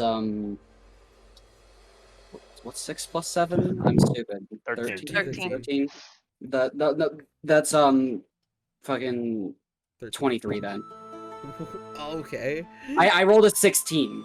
I just didn't know what the fucking 6 plus 7 was. Yeah. Yeah. Gotcha. Yeah, sure. You're able to snatch that out of the air, sure. Yoink. Or mango just. Or mango? It gives the lady gives you a look and kind of trying to see if you are like, They aren't like being super serious. They're like they Okay. have like a light. I don't want to say lighthearted tone because that's not what it is. It's a their body language. It's obvious they're not. jovial. Yeah, Okay. Yeah. they're jovial. No. Frederick will. Well, thank you very much. It's more than what most cities would ever do for us. Lunark provides. Might I make a suggestion? Sakira's gonna like say out loud from where he's standing. The lady who's pretty tall just kind of looks past Frederick at you, so she only tilts her head a little bit. You should guard these alleyways a little better. We're a little strained right now with a couple different things, but we're working on it. Thank you for Like your your- concern. Like here, if every alley could be guarded, this would never happen. We do our best, and unfortunately, sometimes it's not always up to par. Don't guide every alley. That'll put me out of a job. I'm not saying that out Shall- loud, but I'm joking. Shall we get celebration dinner and ale? And Glory just starts to walk. He doesn't even wait for the group. He just starts walking away. Sakira will mutter in Elvish for anyone who wants to hear it. My guardian would make a mockery of these people. The lady, as you guys kind of start to move in a certain direction, will say, might recommend the Unbridled Beauty just down the road. It's a good inn. Isn't the fucking Which one is I forget the name of it. The one we started in. You guys started in the last ball. Yeah, does that also have rooms? Yeah, but that is probably at this point like a 2-hour walk Damn. for you guys to get down there. So I was just thinking that is way more Piper style. The unbridled beauty it is. Thank you again. Flori's gonna like half salute the guards while he's walking away. And you guys, does everybody kind of wander off in that direction? Yeah. Yeah. Yeah. Yeah, Zakir will like lag behind, but he'll Piper will offer keep up, kind of. fuck, I forgot his name. Pietro? Pietro. They'll offer Pietro to come with if he wants. Sure. I could use a drink right now. And you guys are able to make your way over to the Unbridled Beauty with Pietro in tow. A little bit of a First mystery. NPC friend. Yeah, a little bit of a mystery afoot, but plenty more interesting on the horizon. And that's where we're going to end it. And next week, come back or not next Not week, next 2 weeks from now. Yeah. We'll be coming back and we'll have Jose back at that point and pick up from there and have some fun and see what you guys come up with. Yeah. Yeah. I'll put Pietro's stuff in here. So you guys can How much gold was in the thing so I can split it? It was 30 golds between you guys. It would be 6 each. 6 each. All right. I'll add that. I imagine they split it on the way. So I want to thank everybody so much for coming out to the second session. We hope you guys enjoyed and come back for the next one and see where this goes. There's a couple weird things that have happened today. What's going on with the hat? What's going on with all these other things? They're still wearing it. Oh, I know. They never took it off. I imagine they have just their normal hat folded up in a pocket or something. Totally. So, I think that'll be it for us. Please come out tomorrow. Go to Kimby Cat on Twitch. Kimmy Catty. 2 T's and a Y. Thank you. Kimmy Catty on Twitch for our raid-a-thon and dungeon-a-thon as we go and raise some money for the Trevor Project and just try to do a good thing. And we'll see you guys in 2 weeks' time with episode 3 or session 3 of Secrets of Renala. Bye-bye. Bye. Bye. Bye.